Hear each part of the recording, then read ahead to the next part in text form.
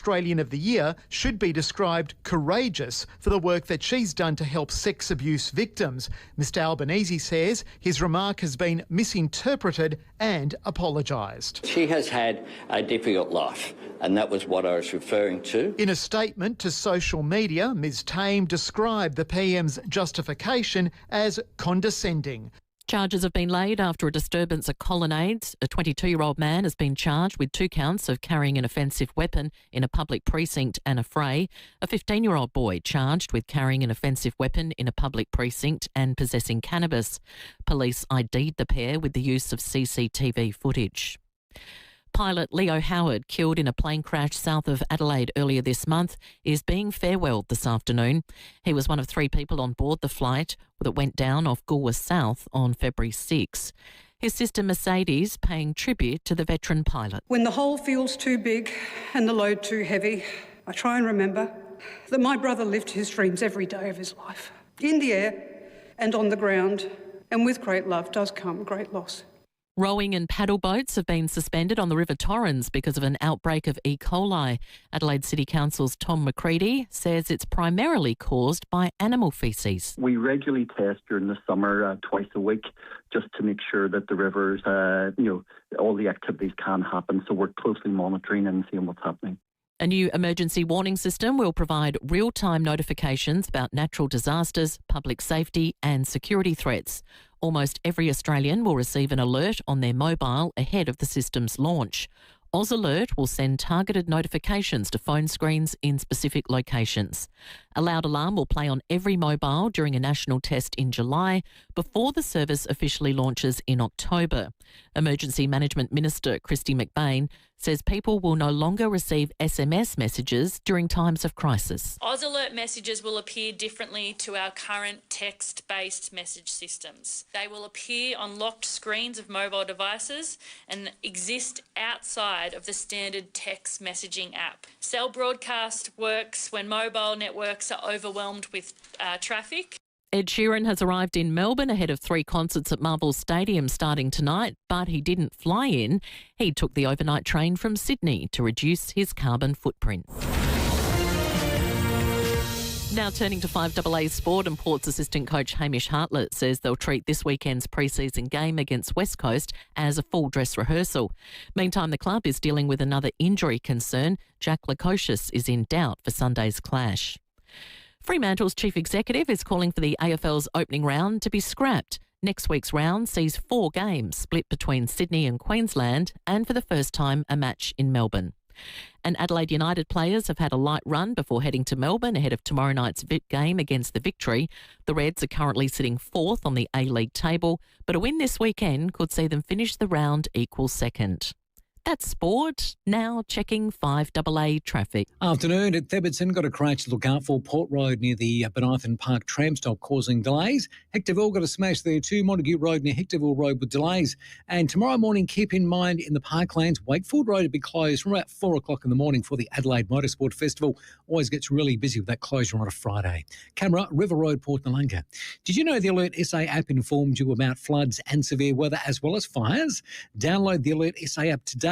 Set up your watch zones and be prepared. Adelaide's most accurate traffic on 5AA. Now the 5AA weather. Get the Toyota Forklift Advantage. Visit toyotamaterialhandling.com.au. Partly cloudy this afternoon, a shower or 2 tomorrow, 34. Saturday, a possible morning storm and showers, 28. Sunday showers, 29. Right now, it's 32 degrees. Now let's hear what's happening on 9 News tonight. I'm Brenton Raglis. Tonight, intense rain set to smash SA's outback again. And Adelaide's also on the firing line. Should boaties be forced to wear life jackets? The coroner's life-saving demand. The landmark Australian study on pain. Surprising results on the go-to drug. And big changes to Qantas's frequent flyer program. 9 News. Your news. Night at 6 on 9 and on 9 Now.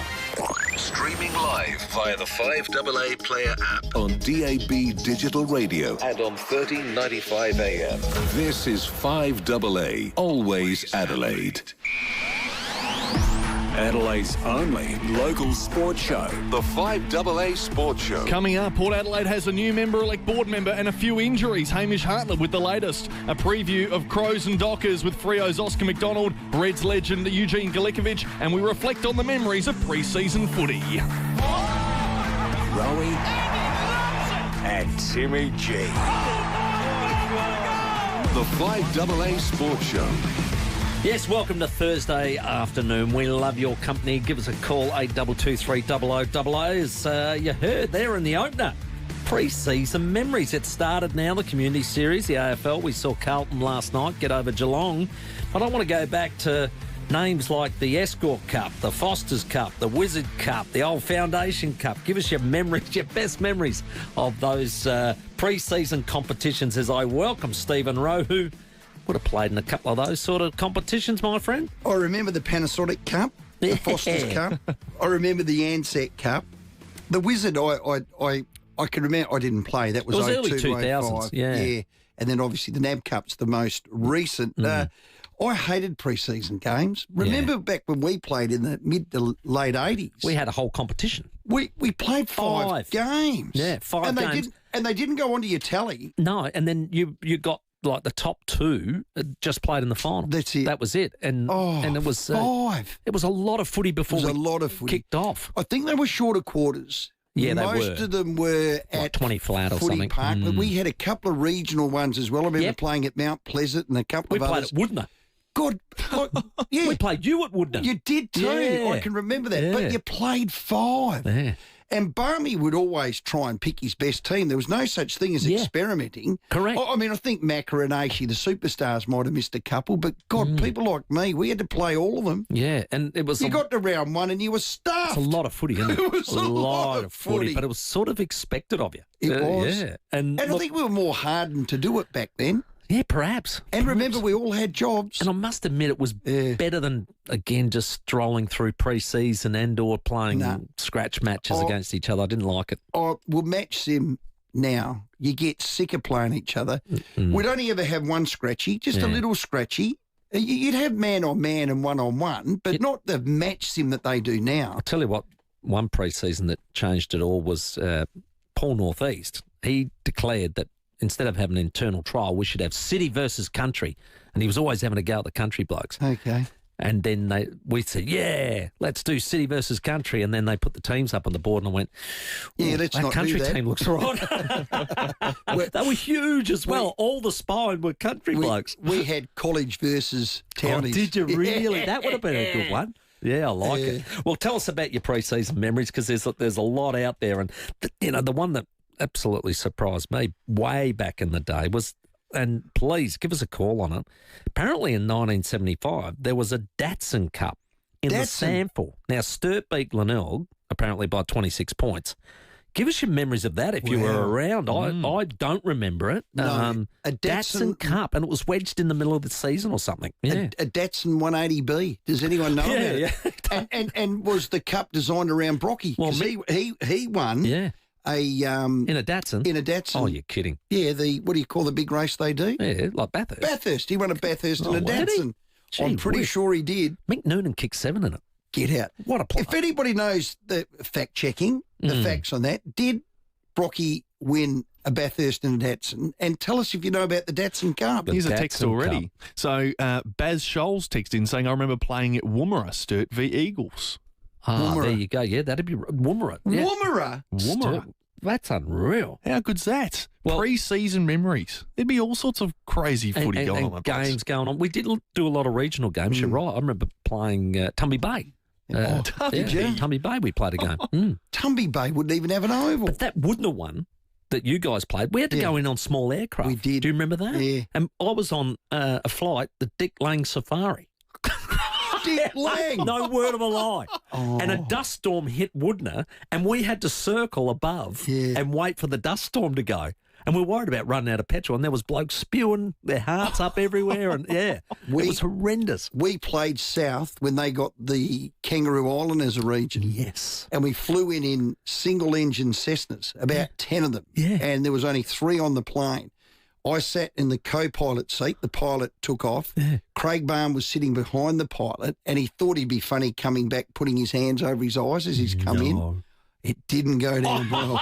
No way. No. That is not funny in anyone's language. We had a few, I shouldn't have said his name. We had a few tinnies on the way back. Yeah, you do. Look, no hands. Yeah. Oh, God. Do you know we used to go by bus That to some wasn't locations? good. Yeah, we did some buses. We had to go bus down to, I think, Rowey.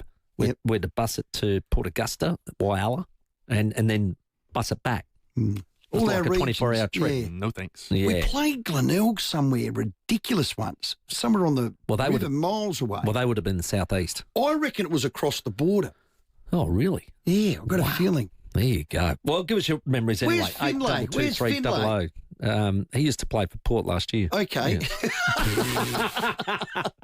Give us your memories. That's a good one. Excellent. He All did right. too. That was funny. Got some news. Hamish Hartlett front of the media today. And look, Port Adelaide out of their trial last week. I think they kicked 10-15. I think that front third is probably Port Adelaide people's biggest concern. How we're going to do that and get that better. Here's Hamish. We've got some boys down there that provide a bit of a different dynamic for us. Jack Whitlock and Ollie Lord and Jack Lukosius were the boys that played last week, and they're all sort of different players. So we'll have a look at training again today, understand what the best mix is going to be against West Coast, and finalise those conversations this afternoon. Yeah, so I'd expect Mick Georgiadis to come back. Sounds like That'll Lukosius straighten out. out. Oh, he is. He's been ruled out with he's groin out. soreness. Really? Yep. And Miles Bergman today's also And been ruled Miles out. Now, this is a real interesting one. Have a listen to the diagnosis. Irritation around the sensory nerve in his ankle and foot. Who's that for Bergman? This is Bergman. Maybe that's why it was a bit quiet last week. Yeah, maybe. There's a lot of stuff coming out that I've never heard of. No. I've never heard of a sensory nerve in an ankle. I remember once Roger Delaney pulling out with the game and George was hammering him about what was wrong. And he said, I've upset this invisible nerve in my knee. Oh, no. Well, he never lived it down. Oh, no. Every time he had something, what is it, Roger? Is it the invisible nerve playing up? Oh, no. Oh, yeah. So that sounds a lot like the invisible nerve to me. Yeah. That's as bad as a said player who asked for some said medication before a game, and Dr. said Sando, who was the greatest doctor God put on earth, gave him a red Smartie, and he said, look, it hasn't worked at half time, so he asked for another one. Didn't know it was a Smartie. He said, don't bite down on it, swallow it. After the game, he said, I think I OD'd in it. That's why I played so bad. 2 Smarties won't. I mean, honestly. I won't release the name of that person. Classic. All right, good. Well done. Initials might be SR. I like it. Hamish Hartlett also spoke about Tom Marshall's obviously being trialled back. Will he play this week against West Coast? Not necessarily sure about where he's going to play at this point in time. He's certainly on that borderline, I guess, of selection in terms of whether he plays against West Coast or Sturt. We'll wait and see over the coming hours. Yeah, so I would say, roughly translated, he's playing sample. Yeah. That's what it sounds like. Can I just put it in reverse? Yeah. Luco. Yep. When's he gonna get it together? Well, God, he is a prodigious talent. He could be your Tom Lynch, the connector. Yeah, but he'd had a terrible year with injury last year. 7 games last year. I had a look at his durability. It's not bad. Only 22 when he did that PCL. He didn't play every game. And other than that, he's had 2 years out of his 7 that he hasn't. But, God, he's a prodigious talent. Yeah, hopefully it's not too serious. Come on, Luco, I hope hopefully you're all more right, mate. adductor than groin. Because adductor heals quickly, but groins don't. So prodigious talent. We'll see how we go with that. Crows released yesterday about Saligo with the irregular heartbeat. We believe he's had a procedure now, Stephen?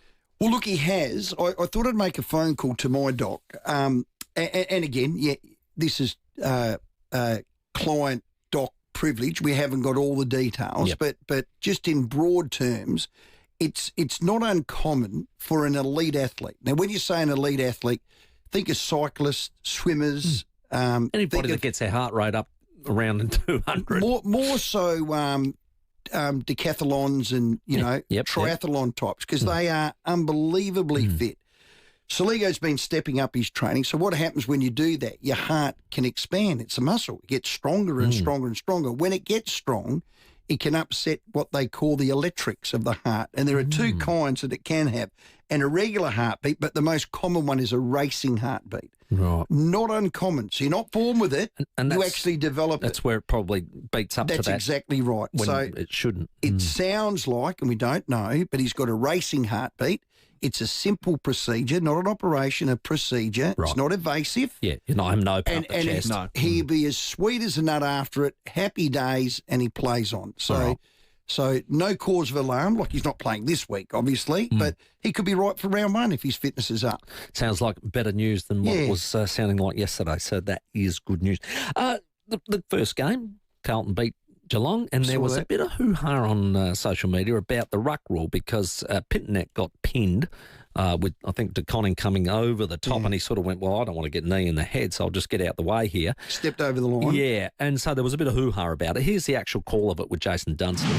So he's been pinged for crossing the line. Now, I reckon that's incredibly unlucky. What he's basically doing is just getting out of the way because De Koning's about to jump into him, but De Koning doesn't get anywhere near the footy. So I think that's probably one they'll look at and go, well, maybe that's not the right decision. I don't think that's what the rule was for. Well said, got it wrong.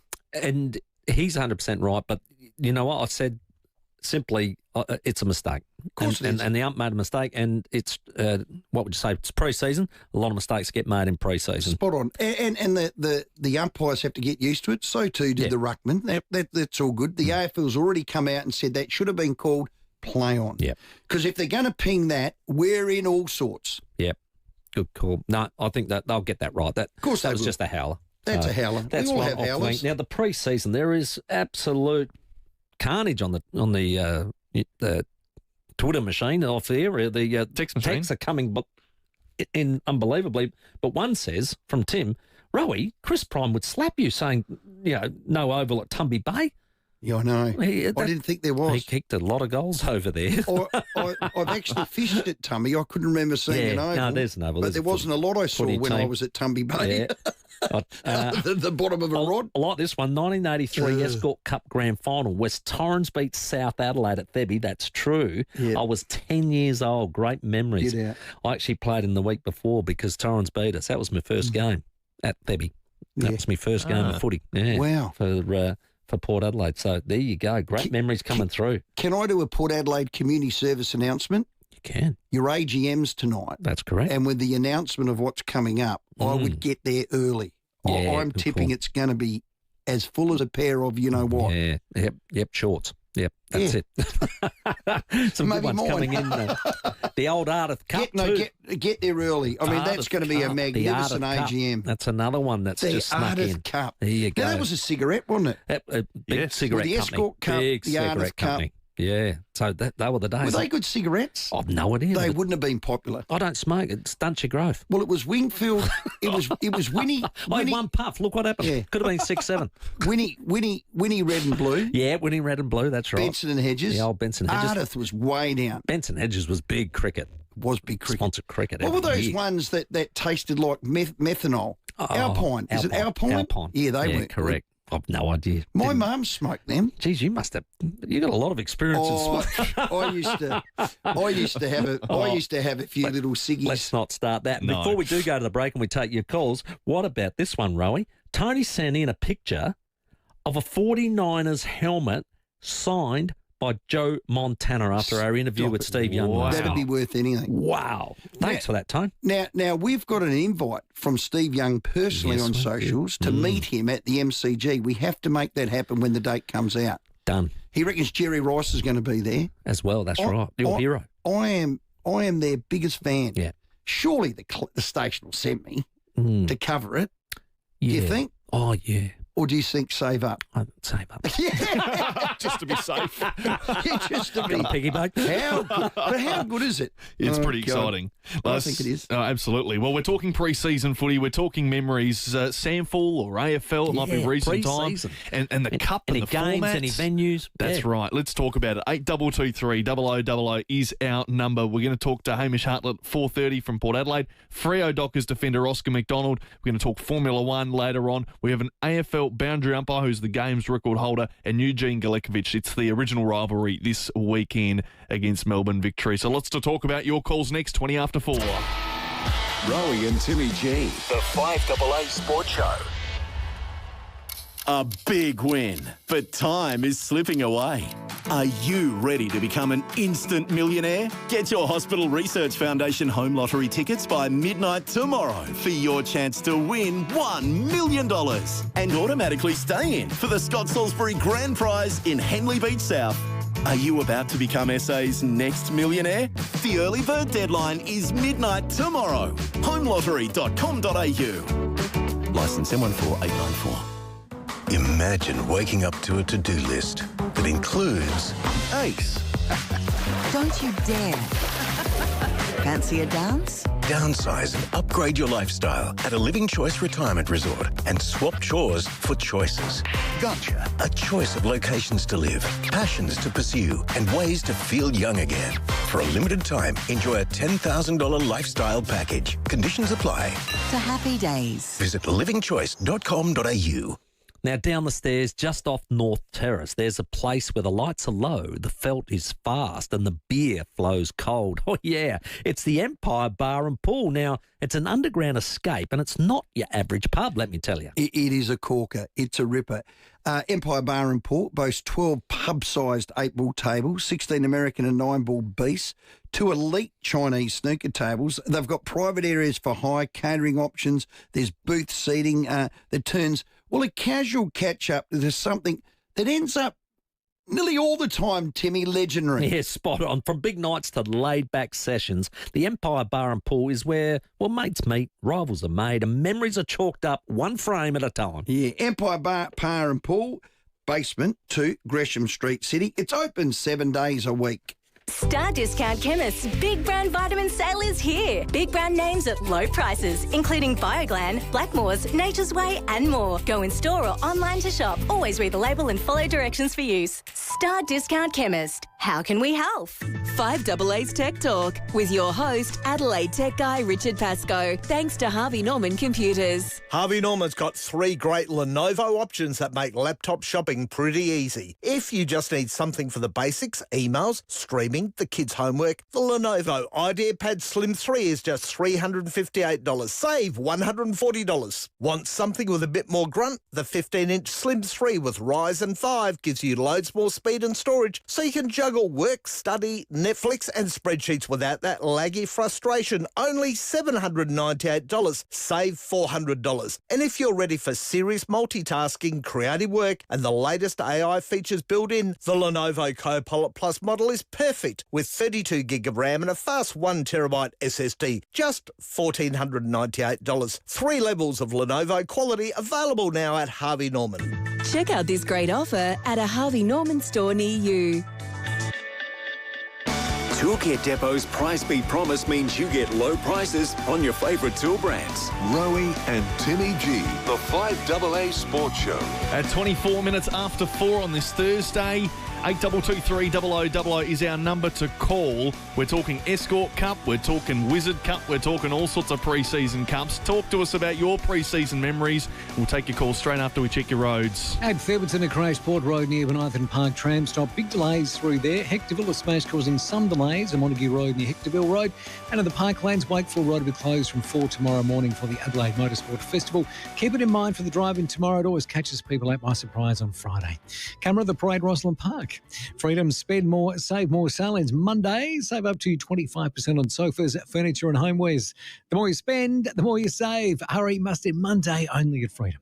Adelaide's most accurate traffic on 5AA. Yeah, taking your memories of pre-season competitions, we're going to go to Mark at Grange. G'day, Mark. G'day, mate. Listen, I was at that game, and for us West Torrens people, that was like our grand final because that was the only thing we won those days. And I tell you, can you remember who was the captain that day? It was one of your ex-Port Adelaide guys. For South? No, for the Eagles. Oh, the Eagles. It wasn't Bobby Enright, was it? The late great Bobby Enright. What a great he was bloke, great. Mark. He was a champion bloke, wasn't he? You know, before he passed away, I met him at the Grange Hotel. Yeah. And he was one organising all the old past players. Yeah. He was telling me, and he reckons he's trying to get them all together. You know, he liked the Lord. He was one doing all the work at that stage. Terrific bloke. And I think the coach was Glenn Elliott. That's correct. I remember that night. at the end of the game, we were all back into the change room, and there was money flying everywhere. There's supporters throwing money at the players for winning that game. Wow. I thought, this is cash money. That's what I like to see, cash. How good. Great memories, Mark. Great Thank memory, you. Mark. Well done, mate. That's awesome. Let's go to Prospect. G'day, Gary. G'day, Timmy and Rowey. How are you? Excellent. Got a pre-season memory. Trial game. Yeah. So Broadview played Barmera up at Barmera many, many years ago. Awesome. To paint the picture, Buff Tyrrell had won the last 2 or 3 goal-kicking Trophies, awards, the trophies up there. So we got there Friday night. We had 1 or 2 beers. Saturday... As was tradition.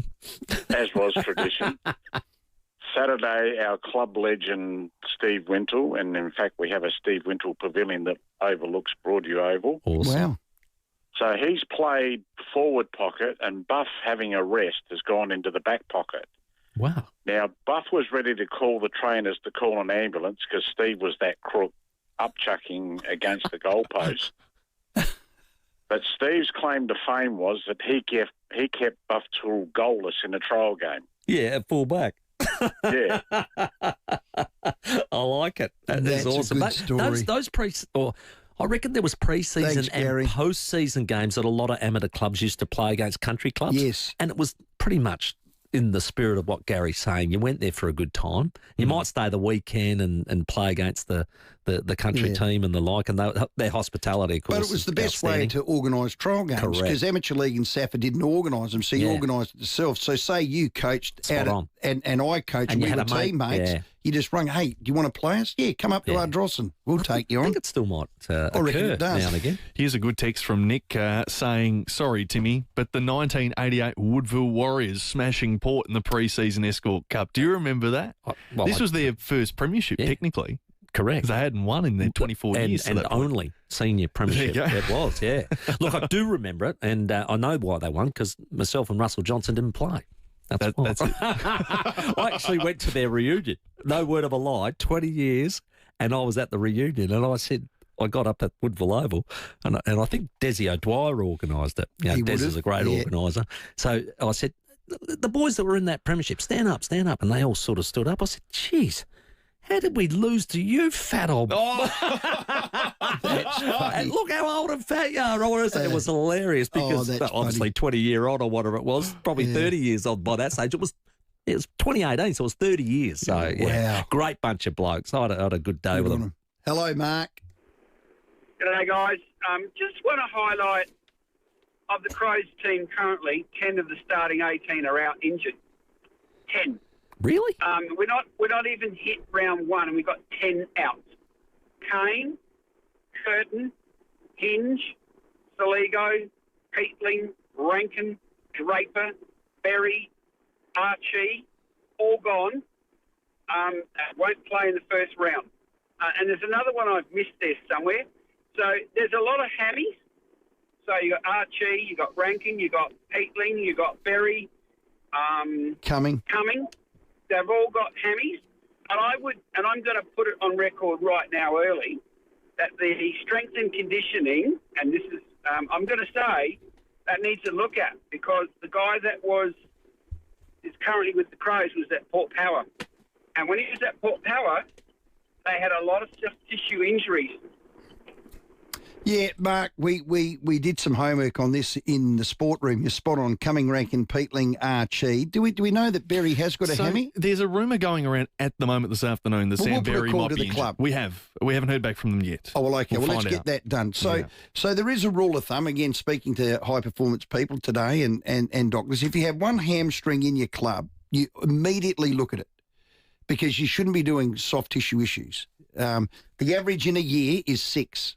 Across the board. Some clubs might have 1, but other clubs might have 10. Yeah, right. But over a 10-year period, I've been told the average is 6 in a season. Okay. We've got 6 now, okay? So if you do 1, you look at your program. You do 2, you immediately address it. You do 3, that's alarm bells. Did you ever do 1? Yeah. Oh, God, I had chronic hamstrings my last 2 or 3 years, and you just keep doing it. I was about to say, I reckon once you've done 1 in a season, you are so susceptible to doing it again. I think there's a stat. I think your 7/8 chance more than you, who's never Yeah. done one, to do one. Yep. Like it's to repeat it. It's repeat hammies. I only They're had big. 2 years where I had problems with that, and I did 2 on the left and 2 on the right. Yeah. In the year, and that's what happens. 3 in a period is alarm bells. 4, immediately something's wrong with your program. That's fact. So I think that last call is right. And I alluded to it with one of our interviews last week. Yeah. They've got 5. And I'm not counting keys pre-Christmas. This is post-Christmas. That is more than alarm bells. Your program's wrong. We've just received word from the Crows, which is great timing. Sam Berry is going to be managed. No definition around what the soreness is, but he is experiencing soreness of some kind. That's hammy. Club won't tell us. No, so well, that's ridiculous. That It's is either a hammy or it's not. It's managed with soreness. So that's Sam Berry out as well for Adelaide. There's a little bit to look at there for the Crows heading into FIVEAA. Well, just on that, can I did something here. We're taking on Fremantle Saturday night, who have pretty much a top 4 midfield, don't they? Yep. Would you agree with that? Oh, yeah. I actually wrote this down. Where is it now? Soligo's in our best midfield. He's out with a heart. Rankin's out with a hammy. Cummins out with a hammy. Curtin's out with a knee. Archie's out with a hammy. Peatling's out with a hammy. And now Sam Berry. There's a lot of midfielders there. Thankfully, Dawson's still around. But where's the area they need the growth? That's exactly They right. don't need injuries of your top 4 midfielders. Let's get to the headlines. Hamish Hartlett for Port Adelaide fans next. The 5AA Sports Show. Rowey and Timmy G.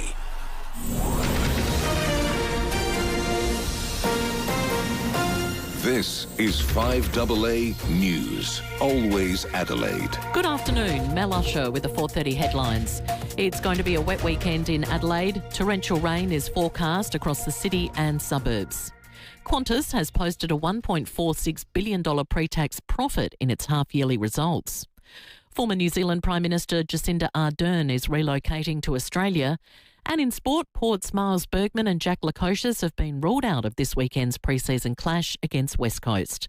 Now checking 5AA traffic. Still got delays with that smash at Thibberton, Port Road near Benithan Park tram stop. Hectorville, that smash is clearing away at the moment. Montague Road near Hectorville Road. And at the Park Lanes, tomorrow morning, Wakefield Road will be closed from 4. It's for the Adelaide Motorsport Festival. Keep it in mind, always catches people out on that Friday morning, gets really busy. Camera, Rundle Street, Kent Town. Score game day deals at BWS. Get a case of Miller Chill Lime Lager bottles for $53. Save $13. Hurry, offer ends Sunday. T's and C's apply. Choose to drink wise. Adelaide's most accurate traffic on 5AA. The 5AA forecast down to 21 tonight, a shower or 2 tomorrow, 34.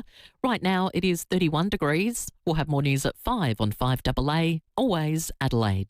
A broadcaster's dream comes true. David Penberthy can finally fly on a plane with his pets. David Penberthy and Will Goodings. Virgin are extending their Pets on Planes initiative to Adelaide for the very first time. 5AA Breakfast. It's just dogs and cats, isn't it? We haven't broadened out the definition. I think it's just dogs and cats. Pet. Adelaide's leading breakfast show. I'd be happy with a galah, actually. I'm not into birds. Weekdays from 6 a.m. on 5AA. Always Adelaide. Hey, it's Hayley from Adelaide. Discover the magic of Canada and Alaska with APT and Phil Hoffman Travel in 2027 at exclusive season launch events across Adelaide from the 3rd to the 19th of March. Be inspired by the beauty of the soaring Rocky Mountains to Alaska's breathtaking Glacier Bay. Enjoy wine and canapes as you explore trending itineraries for 2027 and savings of up to $2,600 per couple plus exclusive one-day only offers. Register for free at pht.com.au. You can rent a little, you can rent a lot. From Cairns to Canberra, Perth to Port Macquarie, you can rely on Red Spot to provide the perfect ride for your next holiday. We're the only Aussie family-owned and operated car rental company in airport terminals and cities all over Australia with a new fleet and 100% local Aussie service. And right now, Red Spot is giving you spot-on savings of 15% off every vehicle at every location. Book direct and save at redspot.com.au/radio. T's and C's apply. Looking for the best trade tools in Adelaide? Well, Toolkit Depot brings all the top trade brands together under one roof. Now we're talking Milwaukee, Makita, DeWalt, Bosch, Kinchrome, Ego, Sigweld, Unimig, Paslow, Fluke and plenty more. Now they've got 5 stores across South Australia, so wherever you're working, there's a Toolkit Depot nearby. Now drop in, chat with their expert team, and they'll make sure you walk out with the exact gear that you need. Well, flat out on site, you can't get away with no worries. Toolkit Depot, well, they can come to you with a tailored solution that fits your business. And here's the clincher. With their price beat promise, that's what it is, a price beat promise. You guarantee the lowest prices on your favourite tool brands. Check out toolkitdepot.com.au. Get it sorted today. T's and C's apply. RDNS is now called Silverchain, but that's all that's changing. There's still the same friendly faces, same in-home health and aged care you trust, and same not-for-profit values. Because some things will never change at Silverchain. Toolkit Depot's price beat promise means you get low prices on your favourite tool brands. Rowey and Timmy G, the 5AA Sports Show. 24 minutes to 5.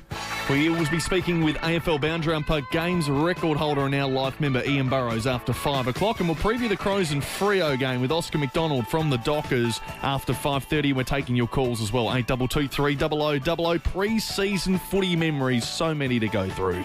Absolutely good fun too. Port Adelaide take on the West Coast in their Community Series game. That's going to be on Sunday. They'll head over, I think Saturday they're heading off, but we're going to find out from assistant coach Hamish Hartlett. G'day, Hammer. G'day, Timmy, Rowey. Good to speak to you, boys. Excellent. Now, Rowey's just running off a list of injuries at the Adelaide Crows, and we had Jeff text in and said, what injuries do Port have now? I'll run this by you. Of course, Ivan Soldo out with that knee, which is a nasty one for the year. Tommy Cochran's got the foot problem, isn't it? And that'll be a while. Hamstring. Yeah, come back from hamstring, Tommy. Yep. And Sam Palpabra knee, of course, that'll be about mid-season. Yep. And then ones that maybe short-term, Horn Francis maybe play this week? Yes, Horny, he trained today, so it was obviously he's super sensitive, in regards to anything that happens with his feet. So he just had a bit of a worry, I guess, about it last weekend. But he's good to go for this weekend. So Horny will be right. Now the sensory nerve for Bergman. Can you explain that one to me? I was a bit hypersensitive when I heard it. Yeah, no, a bit of a strange one for Miles. Just came out the back end of the game against the Crows on Friday last week with just a bit of a funny sensation in his foot, in and around his sort of ankle joint. Wasn't really getting much better over the 2 or 3 days after that. So he's had a quiet week on the track, and we'll just manage that over the next few days. But that's short term. He's all good. Like he'll train next week, and should be no issues whatsoever for round one. So, beautiful. And Jack Lukosius, how is it? Groin, adductor? We talked quick recovery or. Again, sort of similar thing. Like obviously played the game on Friday, pulled up a little bit ginger in his groin.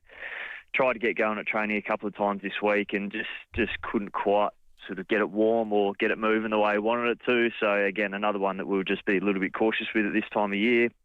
Again, expect him to be fine for the next week or two of training and be okay for round one in a couple of weeks' time. Beautiful. There's the injury update, Jeff. Delivered by Hamish Hartlett. Nicely done.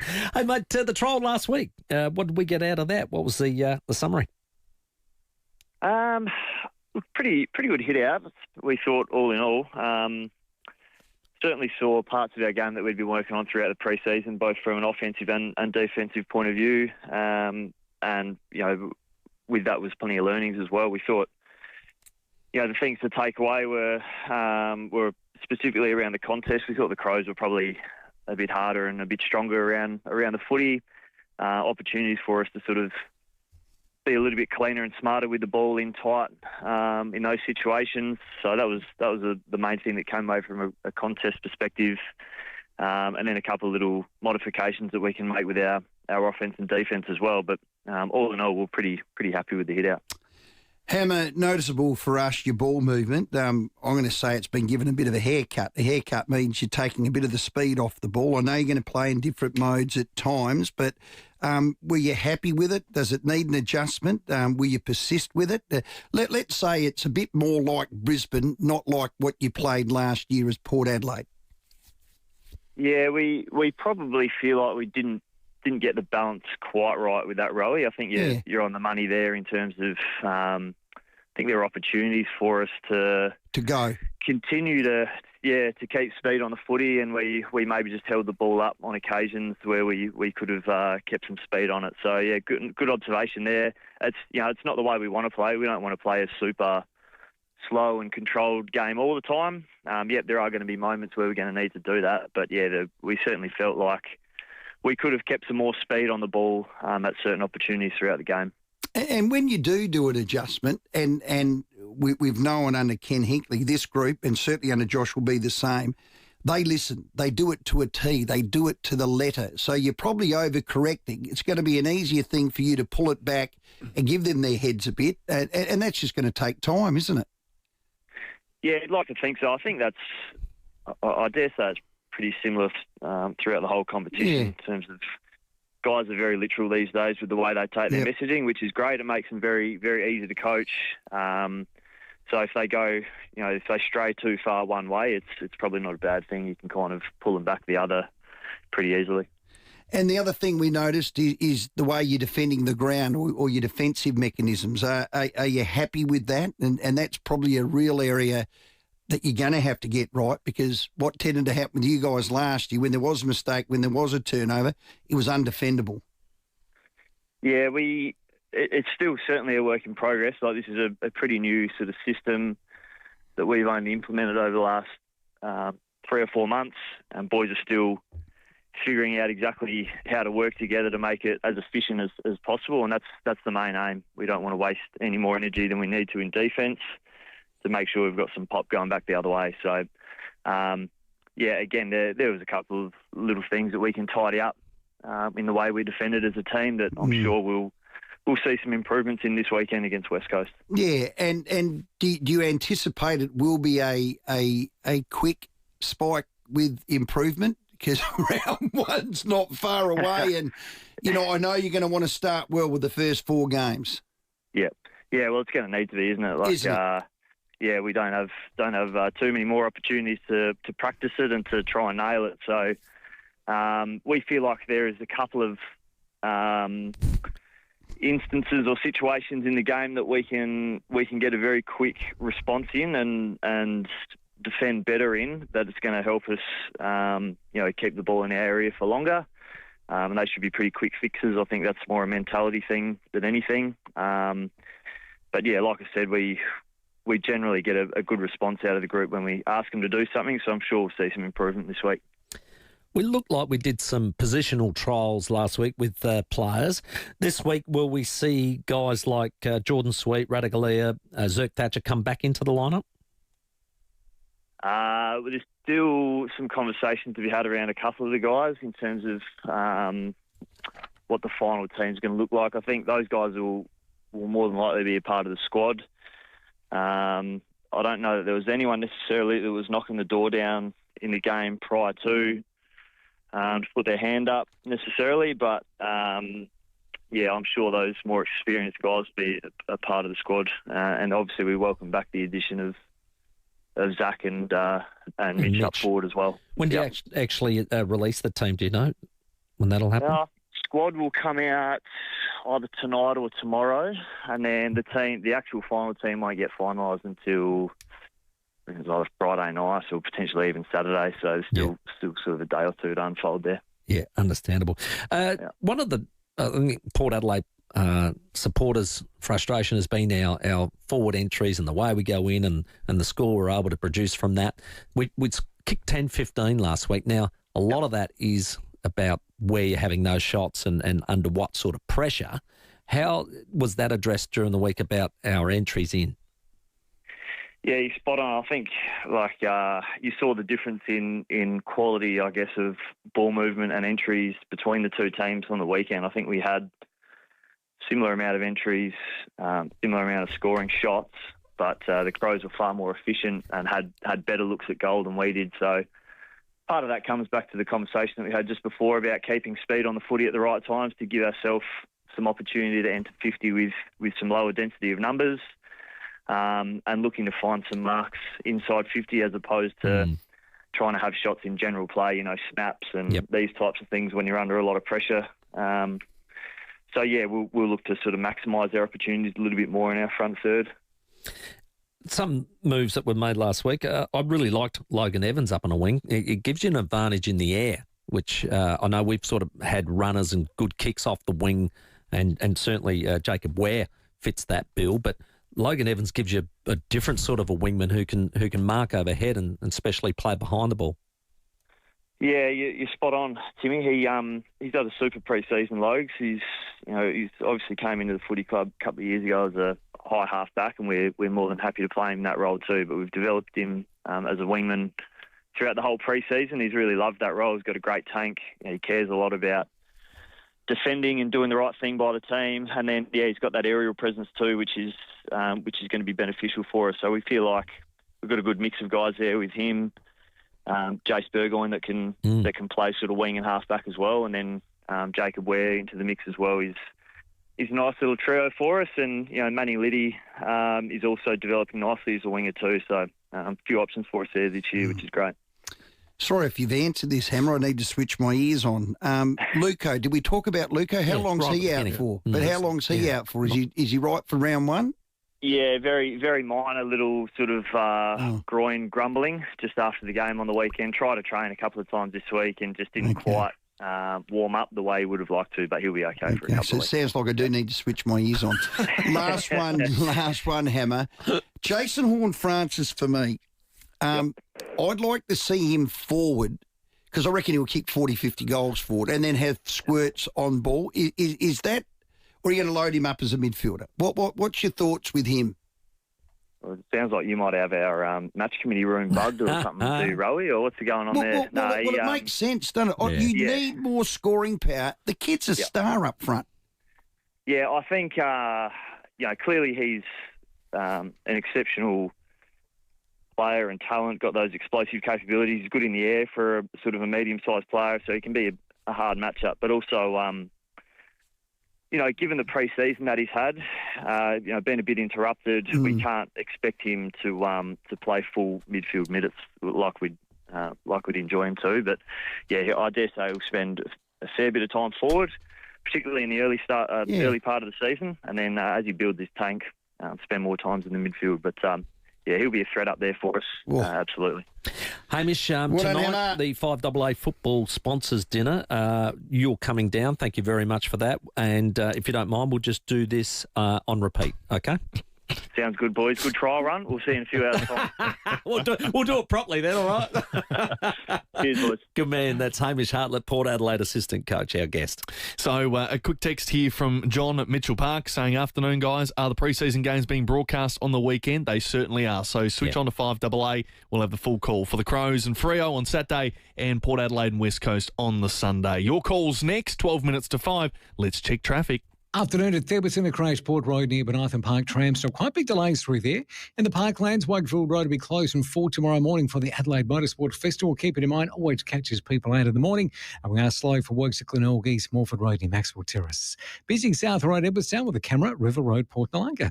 Head to Chemist Warehouse and save more money every year on your regular medication with discounted prescriptions in every store every day. Shop Chemist Warehouse today. Adelaide's most accurate traffic. On 5AA.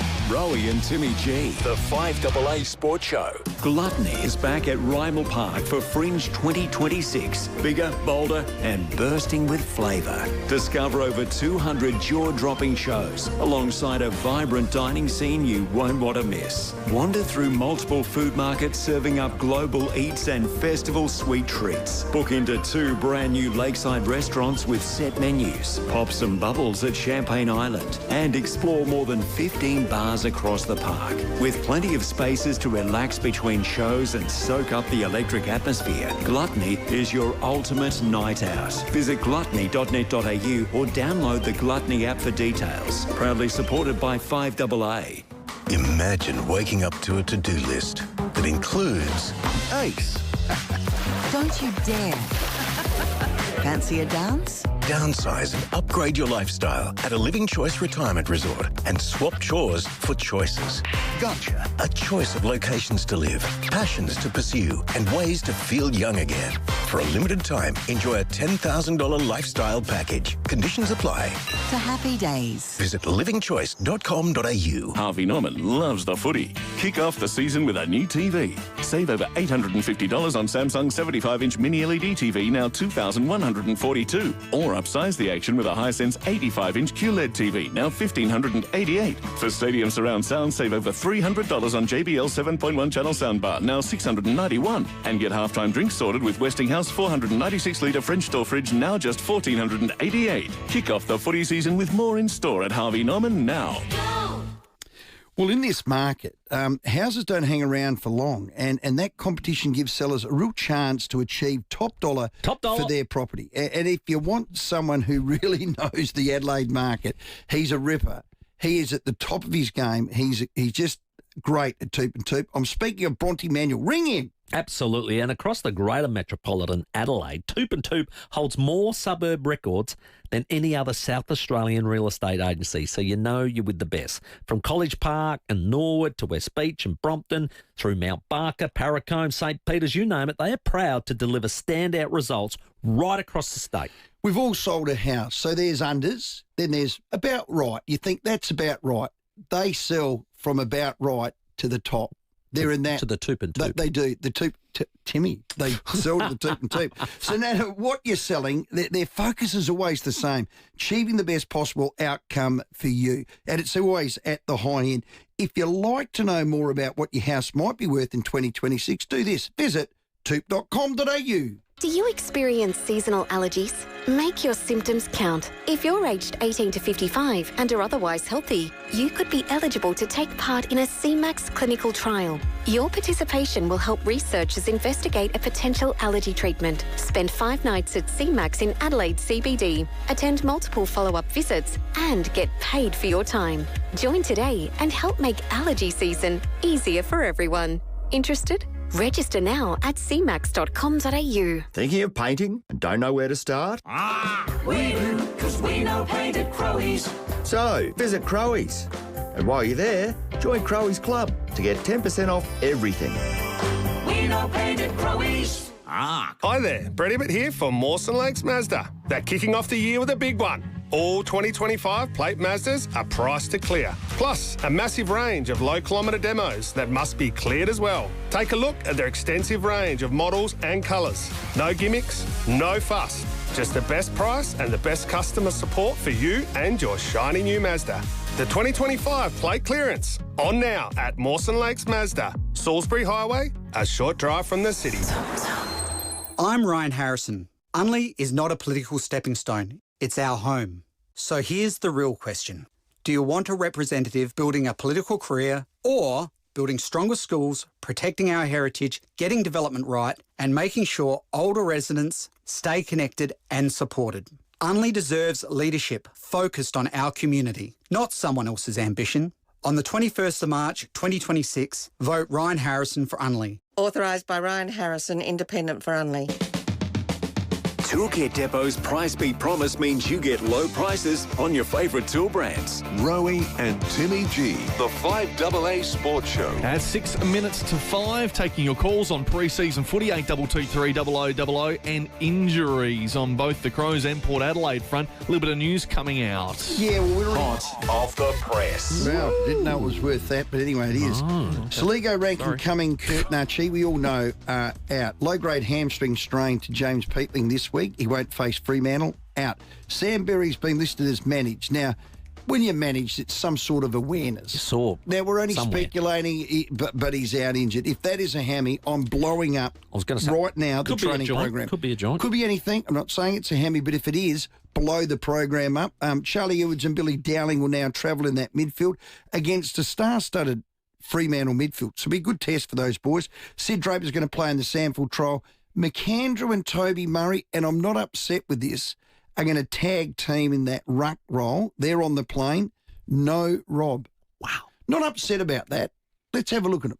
Let's have another good, hard look at them against some quality. I think Mason Cox will play. Darcy will play. So 2 very good ruckmen. Jackson? They will. And he's their Thilthorpe. Surely with no more games, Riley O'Brien doesn't play round 1. Well, let's see how the 2 boys go Saturday night. We'll be watching with interest live on 5AA. G'day, Dan the man. Okay, Timmy. G'day, Rowey. Last night on the news, Channel 9 said that Sam Berry has a sore groin. I don't know if that helps you out. Oh, good. Okay. Well, there you go. Talking about the Crows injuries, if I'm Matty Nix, obviously the Crows players are playing cricket on a Tuesday night. I'm going in the office this morning, I'm saying, guys, you got a grand final next week, you ain't playing. Because, Rowey, as a Crows supporter, how angry would you be, say Riley Thilthorpe cops a short one and cops a broken finger or broken thumb 12 days from round 1? It can't happen. The only way I'd answer that, Dan, is they've been doing it for the last 2 seasons. They did last year and they finished top. It's very close to the season now. I don't think they were playing this close to the season last year. Okay. And the other point I've got is wicket keepers. They're known for doing hammies because they're always crouching and squatting. Mm-hmm. Tuesday night, James Peatling spends 20 overs crouching and keeping for the cricket side. He does a hamstring 12 hours later. Yeah, that's not good. I think you could draw an analogy or a straight line between those 2. Yeah. Thanks, Dan. No, I can see your concern. What's more important, round 1, winning AFL when you got a massive contract, or playing cricket socially? I know where you're going. I think, unfortunately, they probably feel committed because they started the season. They want to finish the season, but they did last year. They played cricket all last year. So the players in that team from Tuesday night, Luke Pedler is the captain of the side. James Peatling's their wicketkeeper. Charlie Edwards played. Taylor Walker played. Jordan Dawson, Riley Thilthorpe and Lockie Scholl. They're the current listed players. Right. Okay. Peatling keeping is a concern with his history. And he batted for 25 balls as well. So And make any runs? Are any of them bowlers? 34. They did all right. Are any of them bowlers? Because that's where you get injured. Sore backs. Lockie Murphy took 5 for. Jordan Dawson bowled, Charlie Edwards bowled, Riley Thilthorpe, Tex and Scholl. The only thing I'd say is they've got form because they play every year. They did it last year and finished top. So I don't know whether you'd pull the reins on that. It's a tough one. It is a tough one. You can cross the road and get run over. As well. So don't do that either. Let's go to Manningham. G'day, Mike. G'day, fellas. An old mate of mine that we buried not that long ago made the comment that these people running around playing football today are gymnasium fit, but they're not tough.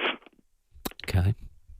And I think back to my day, and my day is coming up to when I'm put in the ground too, mate, that I was running up and down sand dunes down at Portsea in Victoria under Percy Cerity, and none of us down there ever had soft tissue issues.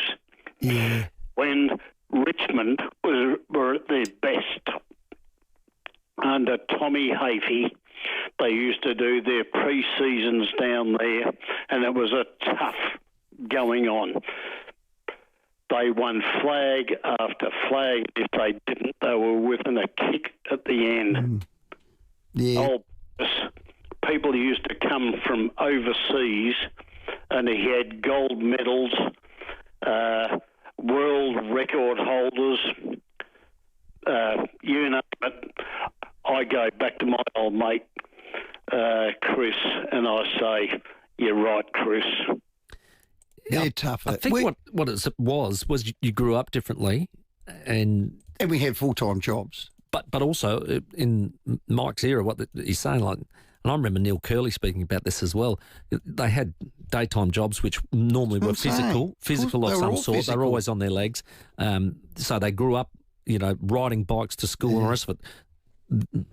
When's the last time somebody rode their bike to school? I mean, it's not a thing anymore. Nowadays. So No. I think what's happened is it's a different form of growing up. And the gym fit bit is a good point. They definitely are more athletic than they are probably the reverse of what football used to be as well. Body hardened, yeah. Well, that bloody sandpit out at Port Adelaide used to get me. Oh, I loved it. Did you do that? Yeah, I loved the sandpit. Did you used to plough up that? Yeah. I could see that, your four-wheel drive. Well, slow and steady. 5 o'clock news, Moria calls next. Rowey and Timmy G. The 5AA Sports Show. Informing Adelaide for 50 years. This is 5AA News. Always Adelaide. Down to 21 tonight, a shower or two tomorrow, 34. With the 5 o'clock news, good evening, I'm Mel Usher. The wet weather is coming. Torrential rain is forecast this weekend. The Bureau's Chris Kent says there'll be falls of up to 75 mils. It's very significant for parts of Adelaide. Very rarely sort of see rainfall of that magnitude come over sort of a 24-hour period. Some weekend activities have already been cancelled in the wake of the weather forecast. Former Australian of the Year Grace Tame has rejected the Prime Minister's apology after he described her as difficult. Anthony Albanese made the comments while taking part in a word association game. The PM claims he intended to say Ms Tame had a difficult life after being sexually abused as a minor. Greens Senator Sarah Hanson-Young says Ms Tame's advocacy on the issue has helped thousands of victims. It's because of difficult women that we've had some of the most significant changes throughout history. If it wasn't for difficult women, women wouldn't have the right to vote. We wouldn't have the right to stand for Parliament. Women wouldn't have the right to have their own bank account and to own a home.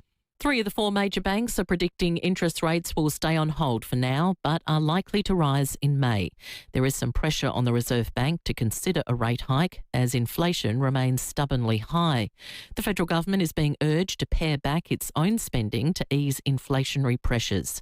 RBA Governor Michelle Bullock says it's a balancing act. Inflation is a bit elevated. I don't think we think it's taking off again, but it's a little bit elevated. It's not like we've got a situation where it's very clear what we have to do. We've got ourselves to a position now where it's close to balance, maybe a little bit tight, and that's why people have to be patient. Qantas has reported a $71 million rise in pre-tax profits on the back of rising demand and cheaper fuel prices. The airline has posted a $1.46 billion pre-tax half-yearly result. Chief Executive Vanessa Hudson says it's especially positive given how the Aussie dollar compared against the greenback for part of the reporting period. We did see that the Australian dollar was in the low 60s, and we know that that does affect purchase decisions in terms of travel decisions. And so we are continuing to be really optimistic about all of our markets, including the US. Qantas has also announced plans to fly direct from Sydney to Las Vegas, but the Flight Attendants Association has flagged concerns about the airline's decision to offshore existing Australian jobs to get around the federal government's same job, same pay legislation. And the actor who played Elvis on screen will now portray Lance Armstrong. Austin Butler will play the disgraced cyclist in a new movie for Amazon. Now turning to 5AA Sport, and Port's Miles Bergman and Jack Lukosius have been ruled out of this weekend's pre-season clash against West Coast. Assistant coach Hamish Hartlett has told Rowey and Timmy G what Lukosius is dealing with. Played the game on Friday, pulled up a little bit ginger in his groin, tried to get going at training a couple of times this week and just couldn't quite get it warm or get it moving the way he wanted it to. So again, another one that we'll just be a little bit cautious with at this time of year and expect him to be fine for the next week or two of training and be okay for round one. Meantime, Sam Berry won't play for the Crows on Saturday against Fremantle, while Jake Saligo has undergone a procedure after it was revealed he has an irregular heartbeat. Well, the Reds have headed to Melbourne, where they'll play the Victory tomorrow night. Coach Ayrton Andrioli keen to see if the rivalry between the clubs is alive. It's probably the biggest one, I would say, the one that has had more drama into anything else. So we're just not hoping for too much drama in this game. We're just hoping for a good performance. That's sport. Now checking 5AA traffic. Afternoon at Parafield Gardens, a crash at the Salisbury Harmony Kings Road. Still got some delays from that smash at Theberton Port Road near Benithan Park, but they are clearing.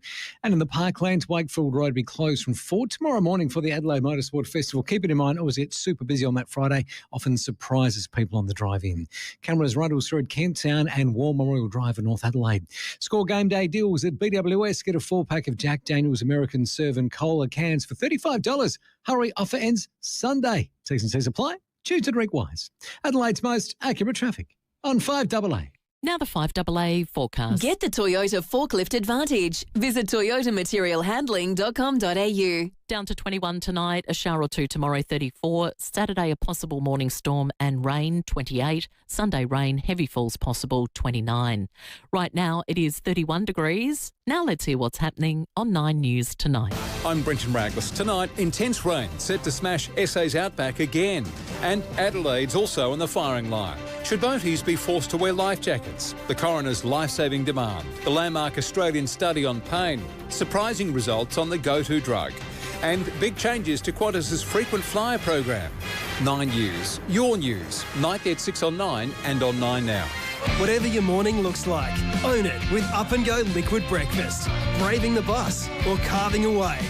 Battling rush hour or feeling the rush of your favourite trail. Fueled with the protein, fibre and vitamins you need to get up and go.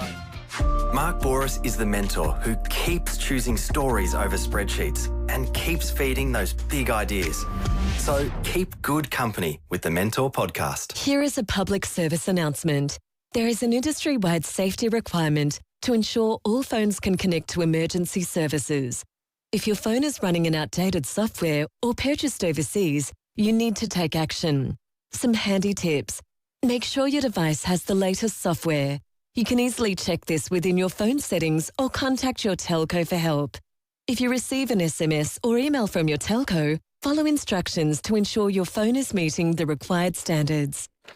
Well, I didn't switch my ears on with Hammer Hartlett, so I want our listeners to switch their ears on for this, because this could be life-changing. You could win $1 million instant cash. Oh, yep. Get your tickets for the Hospital Research Foundation home lottery by midnight tomorrow, okay?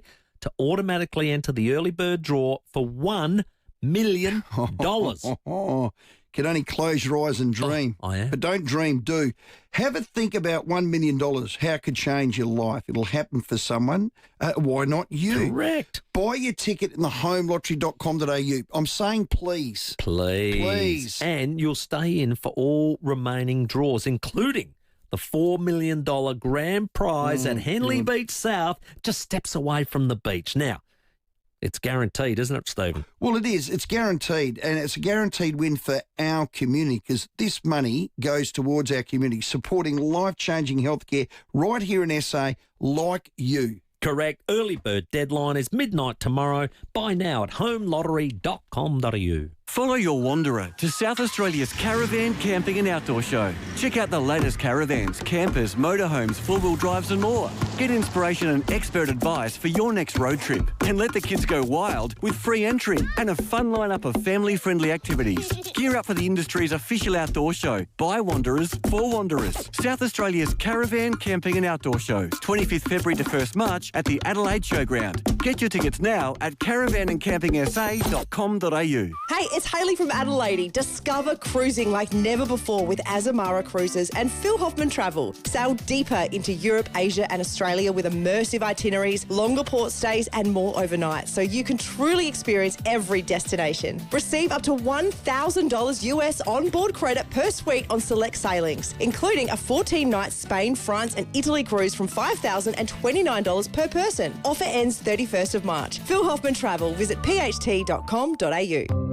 RDNS is now called Silver Chain, but that's all that's changing. There's still the same friendly faces, same in-home health and aged care you trust, and same not-for-profit values.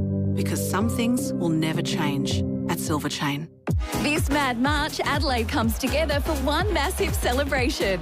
Racing, fashion, music and performers collide at Mad March's main event, the Sportsbet Adelaide Cup.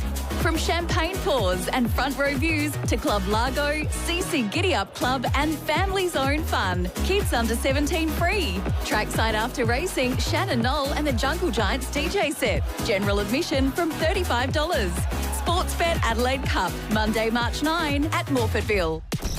The news and issues that matter to South Australia. Always Adelaide. This is 5AA.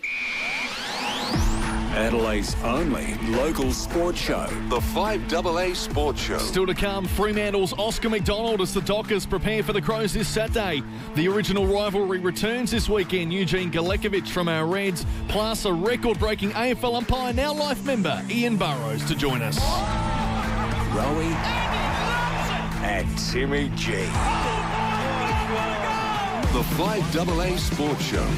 At 10 minutes after 5, lots to talk about tonight. We've been taking your calls on AFL pre-season memories. You might take some great fond memories from the Panasonic Cup or the Foster's Cup, might be the Wizard Cup for local and recent AFL fans. 8223 0000 Escort Cup and the Sandful, lots of those coming through as well. We want to take, what's the first thing you think of when you think of pre-season footy memories? And speaking of pre-season footy, Sydney leading by 12 points over the Giants, live at half-time at Henson Park over in New South Wales, and later tonight at 6:40, it's Brisbane up against the Gold Coast Suns. Well, what an honour. Ian Burrows is an AFL life member, 439 matches as an AFL boundary umpire, spanning 21 seasons this year, 50 finals, which is a record. How's this? He's been at the last day in September, maybe one of those might have been in October, 10 times. Wow. It's a cherished award that rewards not only longevity but greatness in your field. Ian, congratulations. Thank you very much. Man, 21 years tossing the ball back. How's your hammer and tack? Good question, because as you know, it's pre-season right now, so we're just getting back into it. So I had a game last night, and I'm sitting here at my desk for my normal job thinking about it a little bit. It's a bit stiff, but it's all right. Oh, my goodness. I was trying to do some math. So roughly you'd throw it in how many times a game? Like in the actual game time, probably a bit less than 10. Okay. So it's not stacked, but you're obviously warming up and you're practicing, and in certain games it might be a lot more than 10. Yeah, okay. So if you times that out by the games per year, the finals you've done, which is 50 plus grand finals, I reckon you've thrown a ball to the moon and back over your shoulder. What are you thinking, Ian? You must love it. I do love it. There's no better view of a match than being on the boundary line right next to where all the action is happening. I've loved every moment of the last, whatever you said, 21 years. Yeah, it's phenomenal. Ian, I'm just wondering, like a lot of guys I know that got into boundary umpiring was normally they were good runners. They're in pro running clubs and that sort of thing, and somebody says, we'll get into boundary umpiring. It's awesome, you know. And you get paid. Yeah, so we worked with Scott Camporeale, the Carlton great, and his father did it for well over 200 games here in South Australia, and it normally is out of a running clubs type situation, but your story's a bit different, isn't it? Well, a little bit, but you're actually pretty spot on. You've obviously done your research. But, yeah, I played a bit of footy when I was younger, and I thought I was reasonably good, but I wasn't that big a person. And once I was getting towards the end of juniors, I thought, how can I stay involved? And, like you said, make a bit of pocket money, better than working in the supermarket, I think, and get out there and keep fit and learn some great life skills. So, yeah, I went down to my local league. I was in the Yarra Valley in the east of Victoria. And started boundary umping. But I did do pro running as well, and quite a few of my mates who I came through one of the pro running stables here in Melbourne, and got into the umpiring that way too, or did both, alongside each other. Yeah, it's awesome. You would have worked with our mate Darren Wilson, wouldn't you, for a few games? For a as you probably know, he's the head coach at the moment. Yeah. And when I started, he was the champion who was on his way to, I think, 12 grand finals in a row when I first came on the scene. So, yes, I've worked with him for a very long time. You don't run upstairs like the Empire State Building like him, do you? No, my quads wouldn't survive that, I don't think. Oh, God. How many more years you got in you? Hopefully a few. Like, I'm still performing all right and getting some finals and whatever. So if you're going all right and the body's all right, hopefully I've still got a few more years. But, yeah, there's a lot of young guys around now where I'm sort of on the training track and wondering what, the sort of language they use and other things, and thinking, am I a bit too old to be around here? You're a couple of generations away. What makes a good boundary umpire, other than keeping up and, making the right decisions and throwing it in high? It's got to be a bit more than that. Well, they're the key things, obviously. being fit and strong, consistent, a good decision maker, and obviously being a good team player because you're working with all the other umpires. And the best results normally come when you work well as a team. And as you know, we've had 2 boundaries on each side for a long time now, and so it's pretty important to work well with your teammate in that regard too. But the key elements, of course, are making good decisions and throwing it into the right spot. Yeah. So you would have been there when they moved from 1 to 2. Did they halve your pay? Great question. No, we shouldn't go into that too much. But I remember there were debates around that. But certainly not halving pay, but that was obviously one of the things we had to discuss. Ian, 10 AFL Grand Finals. Is there one that stands out? Is there one that you were just that absorbed in it that, you might have been fan-gazing? Just give us an idea of what it's like for a grand final and to be part of that team. Yeah, well, first walking out on the ground when there's 100,000 people in the MCG and it's a beautiful Melbourne day and the crowd is roaring, I can't think of many better feelings in sport or in life almost. And I've been lucky enough to do a few grand finals. One of them was the 2010, which you guys would remember. Yes, the draw. Was a draw. Yeah, so the last minute or so of that one, although obviously we're looking at the clock counting up, not knowing how long's to go, but I remember it getting pretty high and suddenly going, hang on, the score's tied here. So that was a pretty amazing feeling. But I've done some other amazing ones. 2023 was brilliant, only a couple of years ago. And I'm sort of at the age where you're wondering, I wonder how many more chances I'll get at this. So that was a really memorable one as well. Unreal stuff. I'm wondering what about crowd interaction? Did any of the crowd in your 21 seasons ever have a crack at you and say, "What are you doing, mate? Yeah, that was out of bounds on the full." Yeah, most weeks. So there's a lot of banter, is there, from outside? Well, when they're 3.5 metres away. They get a good opportunity to give you some advice. They can't reach the central guy. Exactly. And a lot of it is, hey, can you please pass on the message to the guy in the middle? Oh, that is magnificent. So what do you do? But most crowds are good these days. It's not like the olden days. No. So what's your profession? I work as a journalist, and I half forgot you were about to ring. I had this in my diary, but I'm here editing stories for the ABC at the moment, mainly doing digital stuff. Oh, excellent. Get out of town. Hey, one other one. The umpires now get the stats for the Brownlow. You'll tick that off? You think that's going to be a good thing, Ian? Well, if they bring that in, I'll say yes. I don't think about that much because boundary umpires don't have any say in Brownlow stuff. Well, that was my next question. So you don't have... I'm sure you said, hey, guys, did you see Cripper? He had a ripper. Surely. Back in the olden days, maybe, but certainly not these days. Okay. It's done very professionally in a secret room and only the field umpires have a say on that. Oh, well, see, I reckon that's a mistake right there. You've got the best seat in the house, Ian. Well, maybe you can put it to them then that we should get involved too. That'll make it good. 10 people all trying to work out who's the best player. Yeah, good luck. The old committee. What about player interaction? What players have been, what would you say, entertaining to be alongside? They don't normally talk to boundary umpires. Generally, when they say something to you, it's because they think you're a field umpire, and then you remind them, hey, I can't blow the whistle for that because I'm the boundary umpire, and then they shut up and go away. Have you ever had to report anybody back in, especially the old days?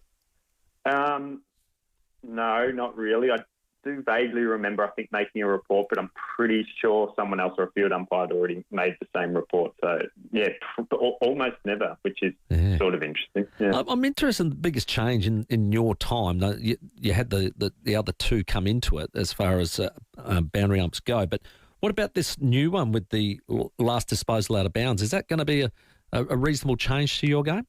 Yeah, I think probably potentially the biggest change I've ever seen since I've been in.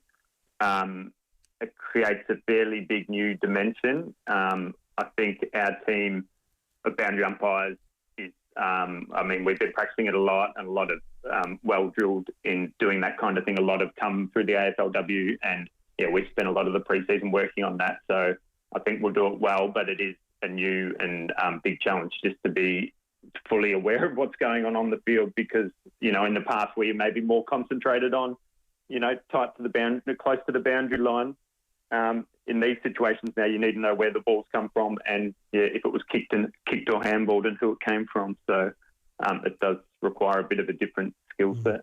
Ian, you haven't been doing it as long to see one umpires to two to two to three to three to four. Now, this is a very important question, Ian Burrows, life member of the AFL. Do you think four's too many? No.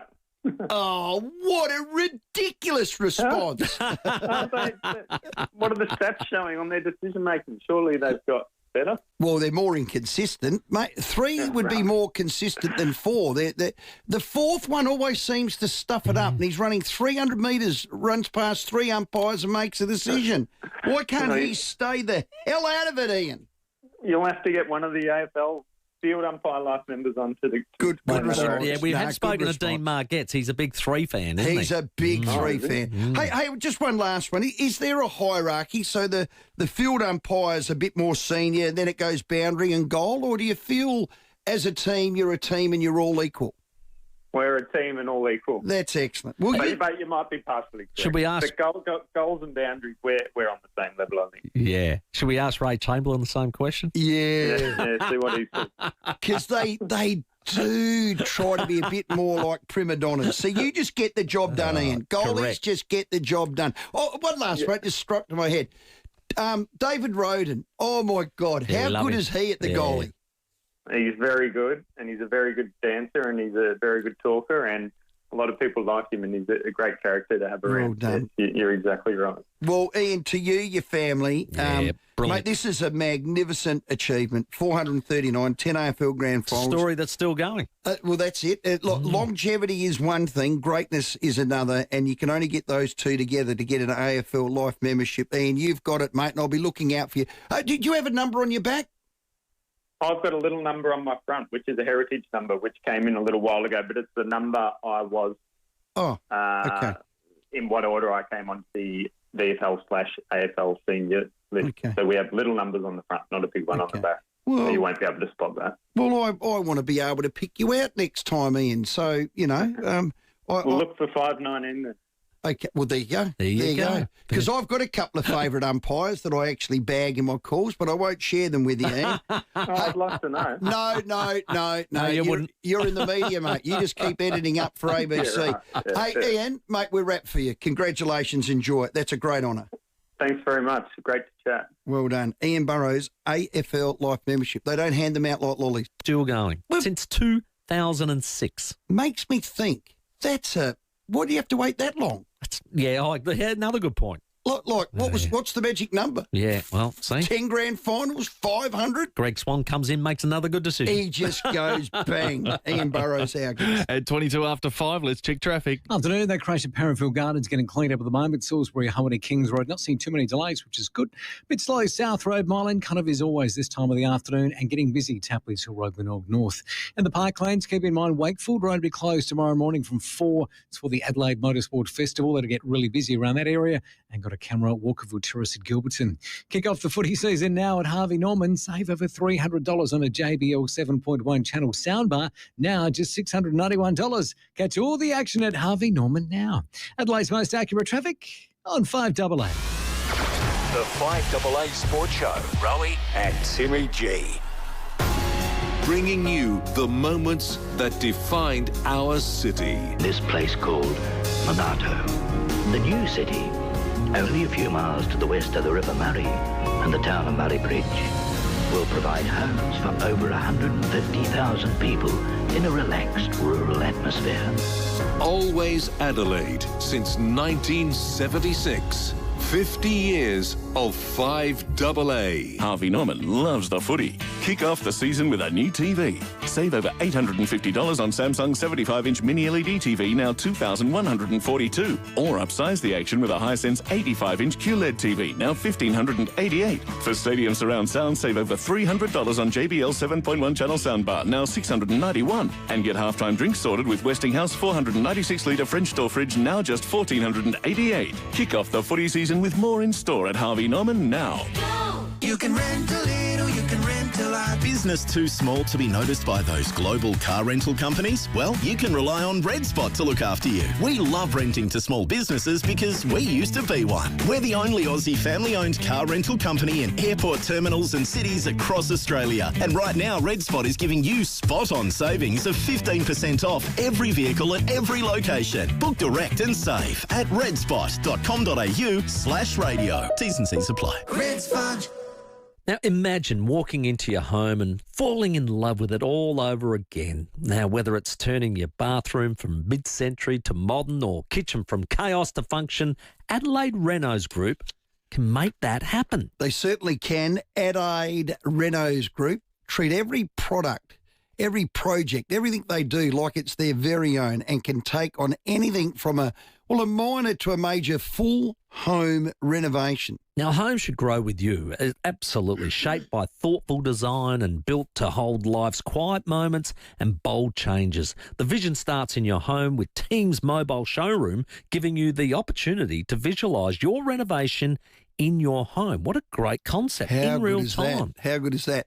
So when planning your next reno, speak to the team at Adelaide Renos Group or head online to Adelaide Renos, that's all one word, adelaiderenos.com.au for all the inspiration.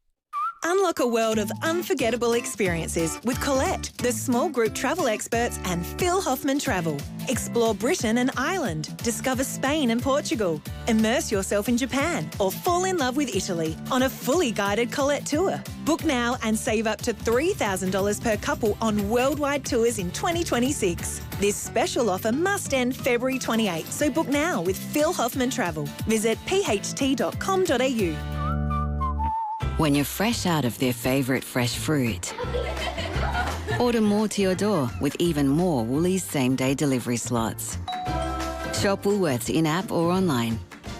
Order by 1 p.m. Exclusions and T's and C's apply. Step into Lasso Cosmic Cabaret Saloon, perched on the galaxy's edge, where space cowboys, alien drifters, and the legendary rodeo sisters dazzle with out-of-this-world acts. Immerse yourself in spectacular, risque, adults-only circus under the Lasso Saloon. Get your GA ringside booth and cabaret table tickets now. Lasso Cosmic Cabaret opens February 19th, running the whole fringe season. Tickets at lassotheshow.com.au. Toolkit Depot's Price Beat Promise means you get low prices on your favourite tool brands. Rowey and Timmy G, the 5AA Sports Show. At 27 minutes after 5, very shortly, Freo Dockers defender Oscar McDonald ahead of their pre-season clash against the Crows on Saturday. We're reading your texts about the pre-season footy memories. Awesome stuff. Got one here from Tristan, which is one I never knew about. In 1979, South Melbourne played South Fremantle. Now, it was in a night series. Both wore the same sort of Guernsey, white with a red V. So the Swans wore an orange jumper with a white triangle on the front to avoid a clash. Now, you've dug that jumper up. Have a look on the live stream if you're here. And if we can get it on our with socials. Black numbers and black trims. It's a triangle with a bloke kicking a ball in the middle. I'll tell you what.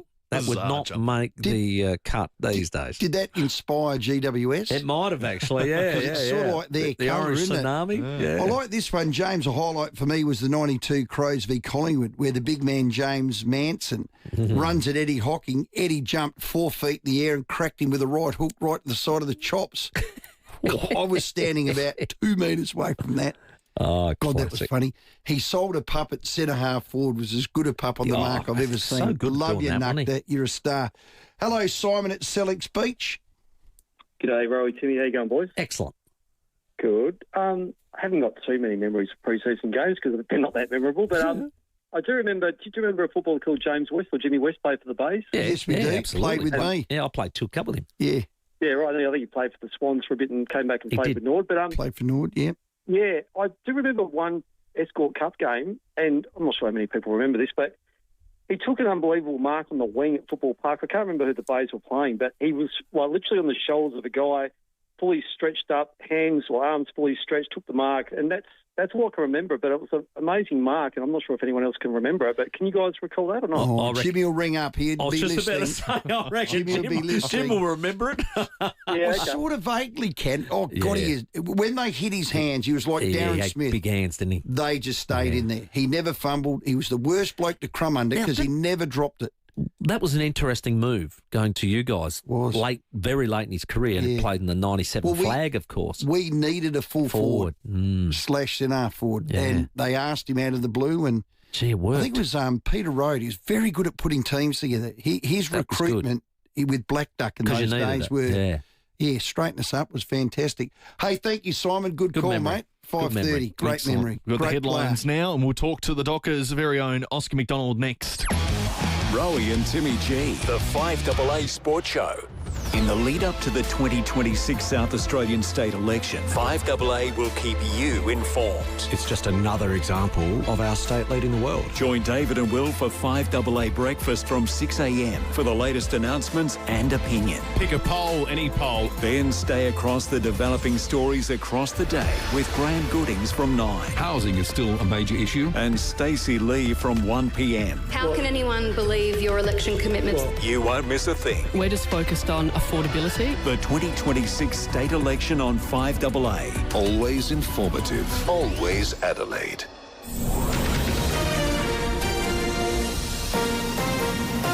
This is 5AA News. Always Adelaide. Good evening. Mel Usher with the 5:30 headlines. Torrential rain is forecast this weekend with falls up to 75 mils.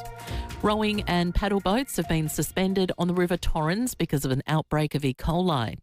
Former Australian of the Year Grace Tame has rejected the Prime Minister's apology after he described her as difficult. And in sport, Crow Sam Berry will be managed this weekend and won't play in the pre-season game in the West. Now checking 5AA traffic. Afternoon, a couple of crashes popped up for the drive. One at South Plimpton Cross Road near Winifred Avenue, another one at Henley Beach, Seaview Road near Henley Square. And keep your eye on the Park Lanes. Tomorrow morning, Wakefield Road will be closed for the drive-in for the Adelaide Motorsport Festival. That'll get very busy. Canberra's McGill Road, McGill, and Dyson Road, Christie's Beach. Take home a win with Dan Murphy's. Get Great Northern Light 330ml bottles, 24 case, $43 for members. Ends Sunday. Choose to drink wise. T's and C's apply. Adelaide's most accurate traffic on 5AA. The 5AA forecast down to 21 tonight, a shower or two tomorrow, 34. Right now it's 31 degrees. We'll have more news at 6 on 5AA. Always Adelaide. They say one of life's biggest decisions is buying a home. But sometimes the hardest one is leaving it.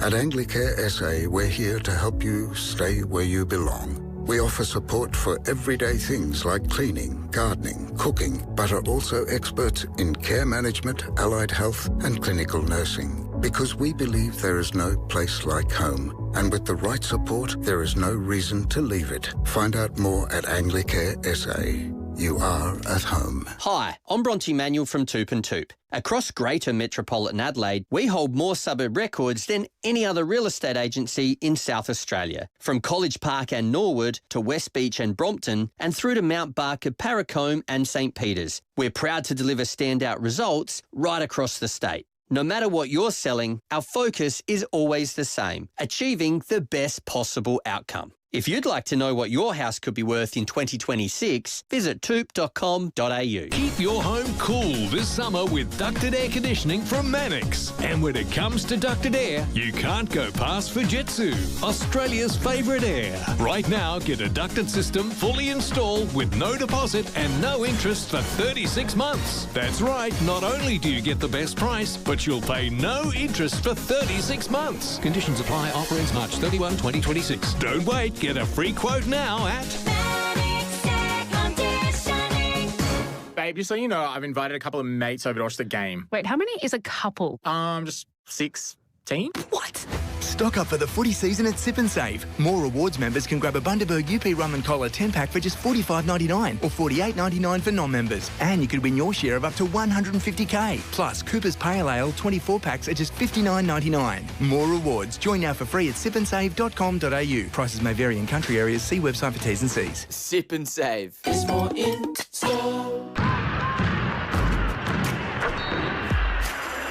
Hey, it's DJ Vasiljevic here, captain of the Adelaide 36ers. I know the importance of a home court advantage, And when it comes to building, South Australia is the home court for Sterling Homes. For over 50 years, they've been building quality homes here. So, whether it's your first home or your next big move, if you're looking to build, look no further than Sterling Homes and get the home court advantage today. Toolkit Depot's Price Beat Promise means you get low prices on your favourite tool brands. Rowey and Timmy G, the 5AA Sports Show. It's 26 minutes to 6. Very soon we'll talk Formula One and we'll talk Adelaide United as well. The original rivalry against Melbourne victory. Eugene Galakovic to speak on that. And the Crows with news today. Sam Berry will be out-managed as well for the pre-season game. We'll get their team soon, hopefully, as they take on Freo. Well, they certainly do. Crows take on Freo. It's in Mandurah. Saturday evening, we'll call it. Joining us is Oscar McDonald. Oscar, welcome. Thanks for your time. G'day, James. Thanks for having me. Good man. Now, you did your knee. You recovered last year. You played 7. I thought you got better and better as it went on. Have you done your pre-season back or forward? I've done it back. We talked at the start of the pre-season that I'd sort of like to explore a couple of different roles just to have that flexibility, and it sort of helps. I suppose it helps me, but also helps the team if there is that sort of, availability issue. But, I've done the bulk of the work down back, Good. Working with the other tall defenders. I've played a little bit in the practice matches up forward as well. So if that time comes, and I'm ready to put the hand up. Swingman, you've always been that. Okay, you're back this week, Oscar. Pick one, Fog, Tex or Thilthorpe? Hey? Mate, well, I haven't quite gone through Oppo fully yet, but all three are pretty good players. Maybe Thilthorpe a bit more than the others. I might spend some time on, but we've still got to go through a finalised selection and Oppo on that. But it's a pretty handy. We talk about their 3 key forwards. They're a pretty handy bunch of players. But in saying that, we've got 3 pretty good tall forwards down the other end of our team as well. So. It'd be a great game and a good challenge for us to sort of set up the year. Yeah, 16 wins, 7 losses last year. Finished 6th, so only by percentage could have easily have been 4th. I think your best is outstanding. I love your midfield. What's been the off-season club's big work-ons, Oscar? I reckon it's trying to build towards that consistent 120 or... the quarters are going a bit longer, maybe 130 minutes of footy, but that consistent across the board, play your role for that whole time. There's going to be sort of fade outs here or there, but trying to limit the amount of time that those have. There's been a bit of change in terms of club personnel and not too much in terms of playing squad, but I've had a new high performance coach come in and change around a few things. Nothing dramatic, but it's got the new stimulus to the place, which makes the sort of pre-season exciting, and players are itching to get out there. So do you draw like short straws for Thilthorpe? Is that what happens in the defensive 6? Who normally takes him, Oscar? Because he's Alex Pearce wouldn't he? Yeah. Well, as I said, we haven't gone through it quite yet. But it's look, I don't know who's winning if you get out of those 3. They're all bloody really good players, but I think. The way the game is these days, you have your sort of maybe preferred matchup, I guess, and work that out. But the game's so dynamic that you end up playing on certain players. I could be playing on a small for a couple of minute patch just to see that play through until you get restructured at a stoppage or if you've got the ball, etc. So, it's. But in saying that, sometimes you want to go up and you just want to put your hand up and say, "Yep, I want to go at this player and I want to give it my best and see how we go." How was the West Coast hit out? What did you guys summarise out of that? It's bloody windy for a start. Yeah, it was difficult conditions, wasn't it? Hey, you live in Perth, Oscar. It's always bloody windy at 1:30. The Fremantle doctor, you'd know all about it. That is true. But no, it was a good hit out. It wasn't quite sort of full match length, but as I said, we're building towards that. But there were plenty of positives to take out of it. I thought, there's always things to work on. We obviously were down by 4 or 5 goals at quarter time. There was a little bit of wind, but I think we had good looks. We probably just didn't execute some fundamentals to the middle of the ground that we'd like to. But they really pressure the opposition, and they're trying to build a game around the contest, and as are we. So it was that good sort of stepping stone towards the season. Murphy Reid, a rising star year and the like. How's his pre-season been? How's he looking? pretty handy player, I reckon. Yeah, it doesn't take a genius to work out that he's already a gun player. Yeah. He's one of those ones that just looks like he's got so much time with the ball. Like I'm sure he's quick, but he doesn't look like the most fast electric player. But he's got so much time and make great decisions. So I'm not too sure. I'm sure he'll spend a bit more time in the midfield throughout this year as he did last year. As those sort of younger players come through, they build a bit more of a tank and base and strength and whatnot. So he might go through the midfield a little bit more. But yeah, he's a really exciting player. I'm sure the fans are itching to see him play. You're a good thinker of the game, been around a while, Oscar. The new rules, you like them? You're giving them all a tick? Yeah, I don't know. I suppose you just have to get used to them, don't you? They don't expect too much. I mean, the last touch is probably the most dramatic rule change, but even that, I think they said that it's only going to happen 3 or 4 times on average a game. So, we've had umpires down during pre-season since even prior to Christmas, I reckon. So, you sort of weed out any of the habits that you're used to if you're setting up for a stoppage and it's last touch. So we're sort of pretty used to it. I'm sure there might be a couple of slip-ups or forgetful plays at the start of the season, but players and coaches adapt to these rules. I saw a couple of things I didn't watch the game last night, but a couple of the ruck contests that I don't know if they got correct or not, but it'll be something for everyone to adjust, even fans watching it. They just got to get used to it, and then before you know it, it's the new normal and life goes on, I guess. Fancy being Maxi Gawn, a 7-time All-Australian, one of the greats of the last 10 years in ruck. They change a rule and it's going to make him obsolete, Oscar. Well, I wouldn't say obsolete. No, of course he won't. He'll find a way. He's a good friend of mine, so I might message him that. Maybe not before round 2 because it'll fire him up, but I'll pass on that. Obsolete. No, maybe he just needs a challenge.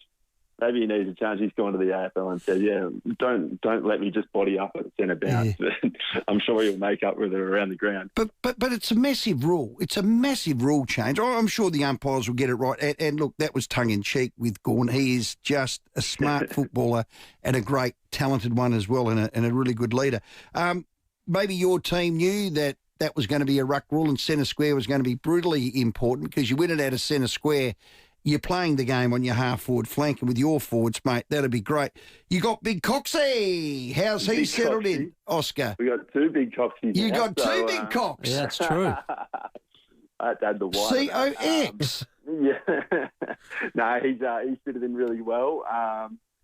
I'm sure he'll play plenty of AFL time during the year, as much talked about. But we've got obviously Sean and Jacko already, and then Coxie will just add to that mix. But I don't think, what do they say? Big men don't sort of grow on trees. So he's a ripping one. He's still in good shape. Add plenty of experience to the group on and off the field. And to be honest, I don't know quite how the coaches sort of look like it's going to shape up. And I'm sure that's what this match on Saturday, they'll get a bit more of an idea and sort of work around it. But he'll benefit our group greatly.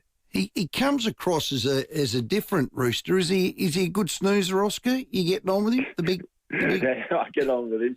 Maybe, I don't know what do people say. Americans are an eclectic taste, but he's a bit louder. He's he's a confident man, but he and you can see that on field, and he plays with that confidence, which is a great thing for our group because we're a bit younger, and I'm not going to say timid, but we're a younger sort of group. And sort of that person leading from the front is always what you need. But no, he's a ripping guy, and he's already added plenty to our group.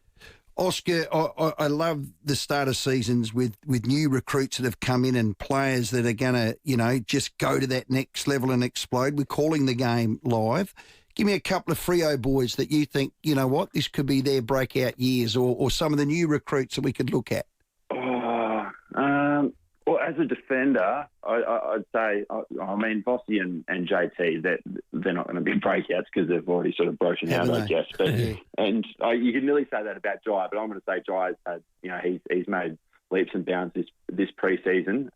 He sort of, I reckon last year he got stronger and more powerful and whatnot, and sort of slowly translating that to on the field, but you can really see that has come out over this pre-season. He's able to express that on the field a lot better. So he's one that's sort of already been at the club. And you sort of forget how young he is because he's built massively, and you're sort of like, he'd be mid to late 20s, but he's early 20s and got a full career ahead of him. And then Judd coming over from East, he'll add plenty in the defensive group and plenty of bounce off the back line, and he'll be exciting to watch. Oscar, a couple of South Australian boys, Michael Frederick, Isaiah Dudley, how are they going? They're going really well. Yep, don't want to get matched up on them deep in the forward 50 one-on-one. I'll tell you that much.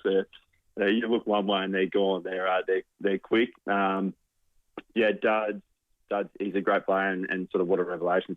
I think he was top up last year, wasn't he? And come out of nowhere, and I think he was a fan favourite after his first 10 minutes. So he's a ripper, and Freddie, he's a gun. He can he's good in the air, but he's pressure and getting up and down the ground, and he actually does a lot of things that unless you sort of got behind the goals vision, you wouldn't really see. So he's really important cog to our team. And Big Sean Darcy's he's struggling with an injury at the moment. I think he's coming back. Well, I trained on him yesterday, so he was. I'm not too sure because the team isn't finalised. I'm sure he's trying to put his hand up for the practice match to work towards round one. But he's back close to full training, if not already full training. So he, obviously documented that he's had his injury troubles, but in the last sort of year and a half, he's put a lot of time and effort into getting those right, and sort of slowly coming his way. Yeah, I like him. Oscar, have a ripper year, mate. You've had your injuries. It's time to get it all together. I know you will, because your best is frighteningly good. Enjoy the season, and thanks for your time. Thanks, guys. Thanks, Darren. Great job. He's a ripper, Oscar McDonald. I loved him at Melbourne. Did he go to Carlton? Yeah. I think he did. Yeah. But not long, but yeah. This will suit him over there. If he doesn't like the wind, he might as well come home. Because at 1:30 every day at Mandarin, it's a 25-knot wind. It's a sou'westerly. Unreal, isn't it? Can't avoid it there. Time for a break. It's traffic time, 14 to 6. A couple of crashes to look out for the drive. One at South Plimpton, Cross Road near Winifred Avenue. Henley Beach, a crash there too. CV Road near Henley Square. And in the Parklands, Wakefield Road will be closed tomorrow morning from 4. So the Adelaide Motorsport Festival. Do keep it in mind if you're coming that way. She'll be super busy. Cameras Lander Road Trot Park and Rundle Street at Kent Town.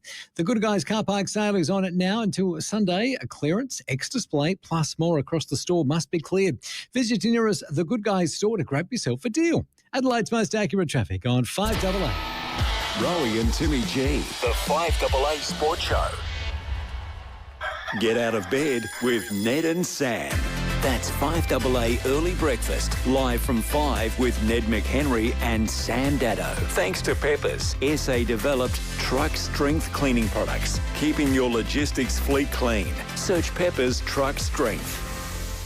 5AA's Tech Talk with your host, Adelaide tech guy Richard Pascoe. Thanks to Harvey Norman Computers. Harvey Norman's got 3 great Lenovo options that make laptop shopping pretty easy. If you just need something for the basics, emails, streaming, the kids' homework, the Lenovo IdeaPad Slim 3 is just $358. Save $140. Want something with a bit more grunt? The 15-inch Slim 3 with Ryzen 5 gives you loads more speed and storage so you can juggle work, study, Netflix and spreadsheets without that laggy frustration. Only $798. Save $400. And if you're ready for serious multitasking, creative work and the latest AI features built in, the Lenovo Copilot Plus model is perfect with 32 gig of RAM and a fast 1 terabyte SSD. Just $1,498. 3 levels of Lenovo quality available now at Harvey Norman. Check out this great offer at a Harvey Norman store near you.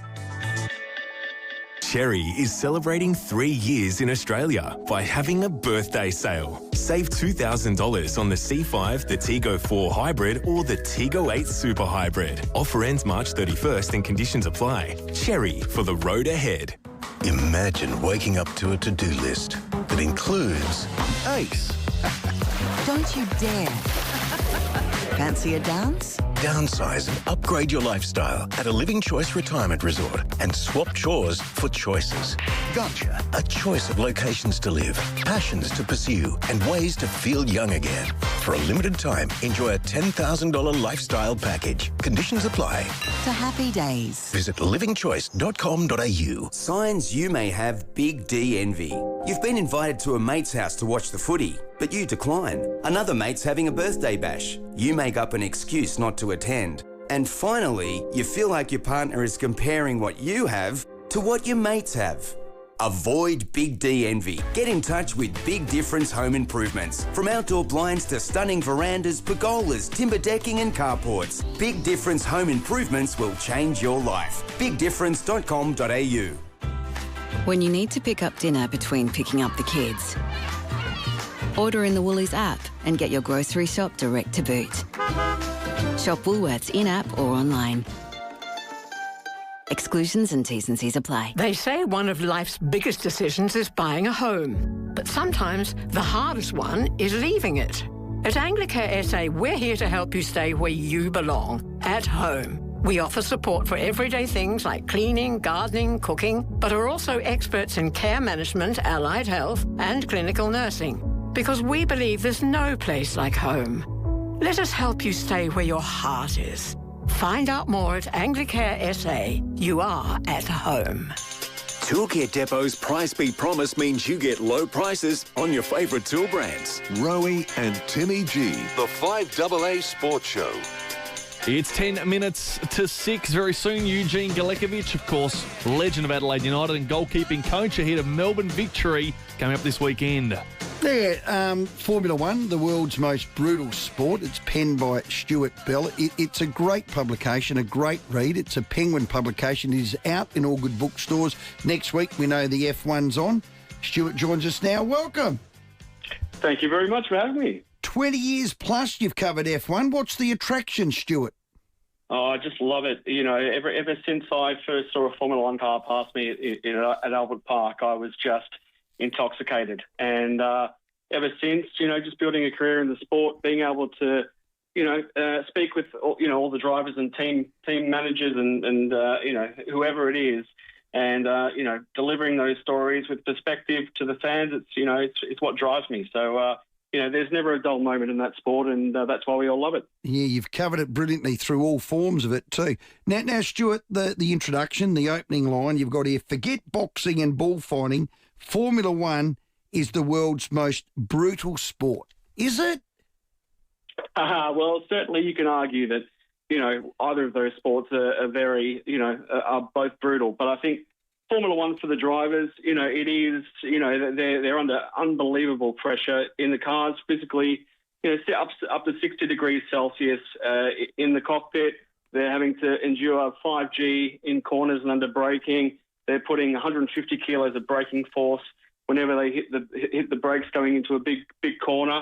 And one blink in concentration, you can be straight in the barrier. So, you know, that's a very brutal thing. But, you know, the book really focuses on the broader aspect of it. Anyone who goes into that paddock in Formula One is under gigantic pressure to deliver the second they step in there. So that's really where the brutality is. It is the non-stop fight. It's the non-stop pressure, and it's the non-stop workload. And if you don't endure it, if you don't thrive under that sort of pressure, you're out. Yeah, $100 million a year and having a penthouse in Monaco, I reckon I'd put up with it, Stewie. Exactly.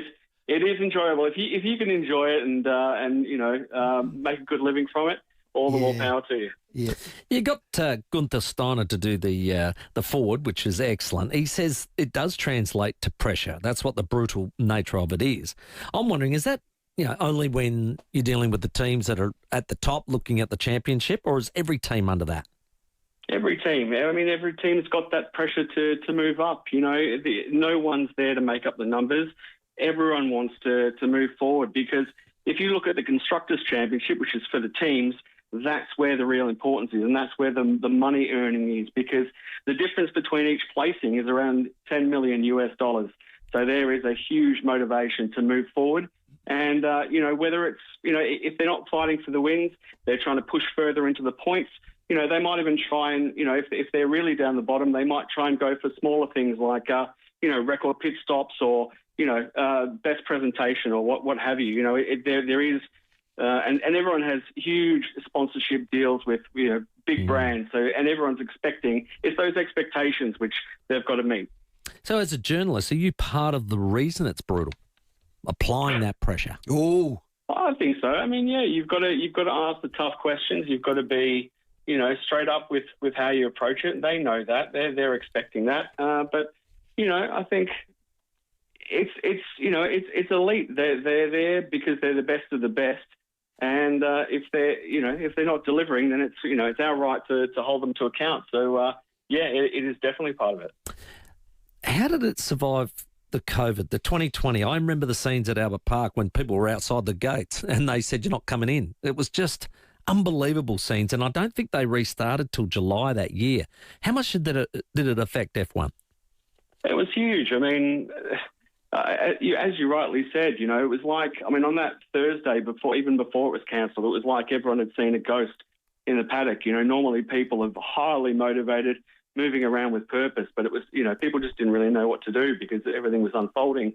In the meantime, after the sport was kind of shuttered, they all kind of moved into, producing, medical parts for COVID. So they were making CPAP machines. They also joined the British teams, joined Project Pit Lane, and so they all started making sort of parts for CPAP machines.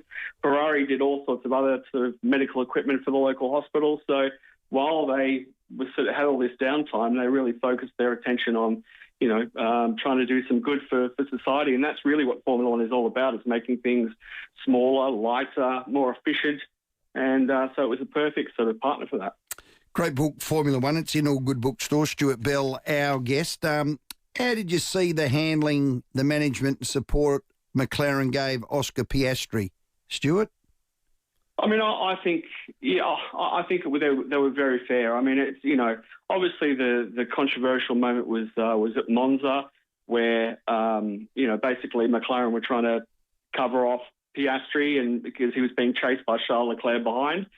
And, Lando Norris, who was ahead of him, second on the race, said, sure, let him pit first, but as long as I don't get past in the deal. So, they switched the positions, which was seen as quite controversial, but that was the deal Lando offered. But I think really the issue was that, McLaren were trying to be too fair. And unfortunately, it's sort of an inexact science. So, there's plenty of stories out there, like looking at other teams where they've tried to they've given, they've been unfair in terms of focusing on one driver, and that's an approach taken in the pit lane, certainly at Red Bull, which really backs Max Verstappen to the hilt. But I think at McLaren generally they were pretty good, and obviously as Australians, I'm objective. I just want to see great racing, but I think Australians for the first time in many, many years had a driver that was, in the title fight. So, everyone felt rightly aggrieved because they could see it slipping away. But Piastri's title he did fantastic at the start of the year. He won 7 races, and that is the equal record amount of races to win without winning the title. But he through the, middle to the second half of the year, he fumbled. Azerbaijan was a nightmare. And then he sort of ran out of steam through the American rounds where they were sort of low grip, and he didn't get the sort of tyres to switch on for him. So that was the real issue. So yeah. Well, my take on it's not in the book. They burnt him, they hobbled his car, and they wanted Lando to win. Hey, Stuart, it's a great read. You off to Melbourne next week? I am, yeah. Well so I'm really looking forward to it. Great weather, and it should be a great event. So, lots to play for. Well done. Some book signings over there. Well done. Great read. Well done. Thanks for your time, Stuart. Thank you very much. Well done. Stuart Bell, Formula One, the world's most brutal sport. It's a perfect bound book. It's got 100-gram bond paper on it with 130-gram, gloss 4-colour section. I do like the colour picks in there. The cover's matte plastic coat. It is also embossed with a bit of spot UV varnish. Oh, nice. So it is a great publication. There's a chapter in there called The Business of F1. Yes. Have a listen to this. In 2021, they put a cost cap on. So a bit like, a salary cap. You know? And they said, rightio, you're only allowed to spend $145 million US. That's all. Okay. In 26, so 5 years later, and this Gunther Steiner says it's about efficient spending. The cost cap now is $215 million US. Timmy, inflation. Oh, goodness gracious me. That's called a Labor government.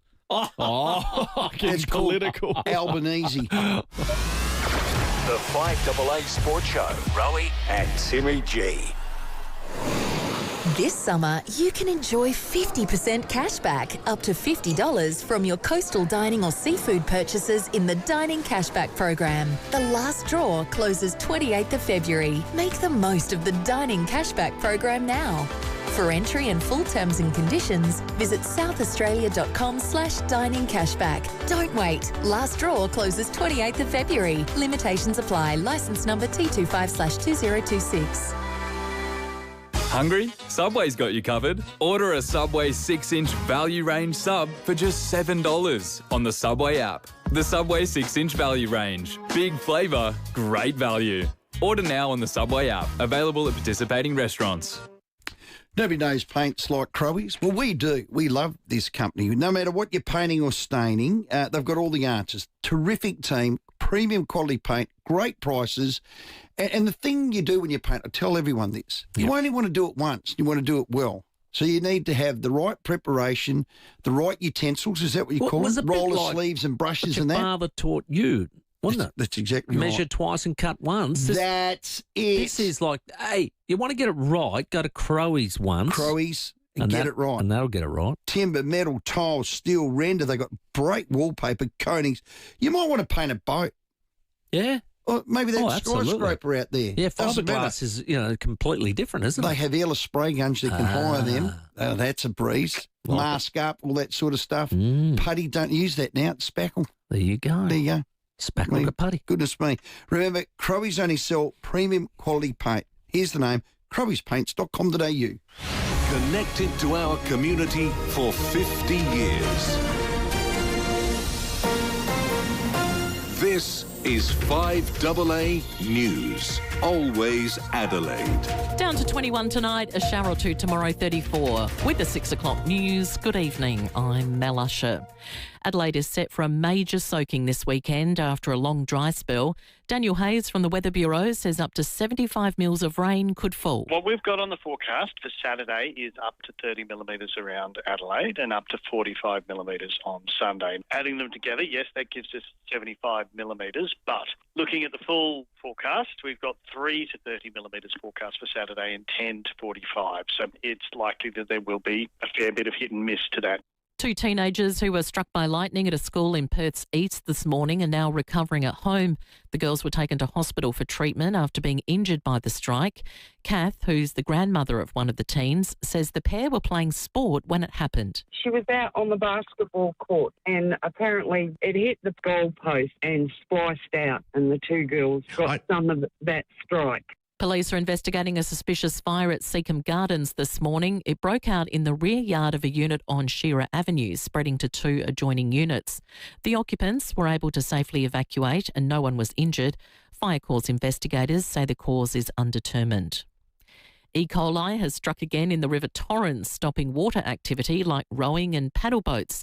The Adelaide City Council's Tom McCready says hopefully weekend rains will help to wash it away. It's really organic material that's made its way down. We've had recent inflows with a little bit of rain through the stormwater system. We've had a flushing of Kangaroo Creek. It's caused by effectively animal feces and stuff like that. There's some rain on its way, I believe, over the weekend, and we're hoping that starts to dilute and flush. Mobile phones in Australia will blare with the same sound as part of a new emergency warning system.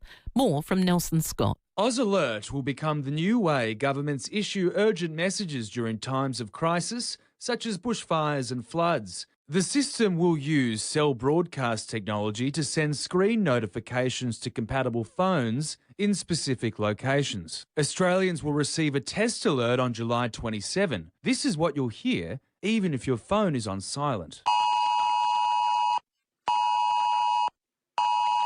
Emergency Management Minister Kristy McBain claims it's an improvement on the current service. It will replace the SMS-based emergency alert system. Oz Alert will be officially rolled out in October. Now turning to 5AA sport, and Port's Miles Bergman and Jack Lukosius have been ruled out of this weekend's pre-season clash against West Coast. Lukosius left the track today with groin tightness. He'll now focus on the season proper. Bergman has been experiencing irritation around the sensory nerve in his ankle and foot, but will be available for round 1. Crow Samberry will be managed this weekend and won't play in the pre-season game against Freo in the West.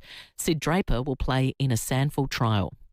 There are renewed calls for opening round in the AFL to be scrapped. It was originally set up to give the Sydney and Queensland clubs a chance to grow the code, but this year we'll see a game in Melbourne as well. Fremantle Chief Executive Simon Garlick says all clubs should start at the same time. I don't think we need opening round.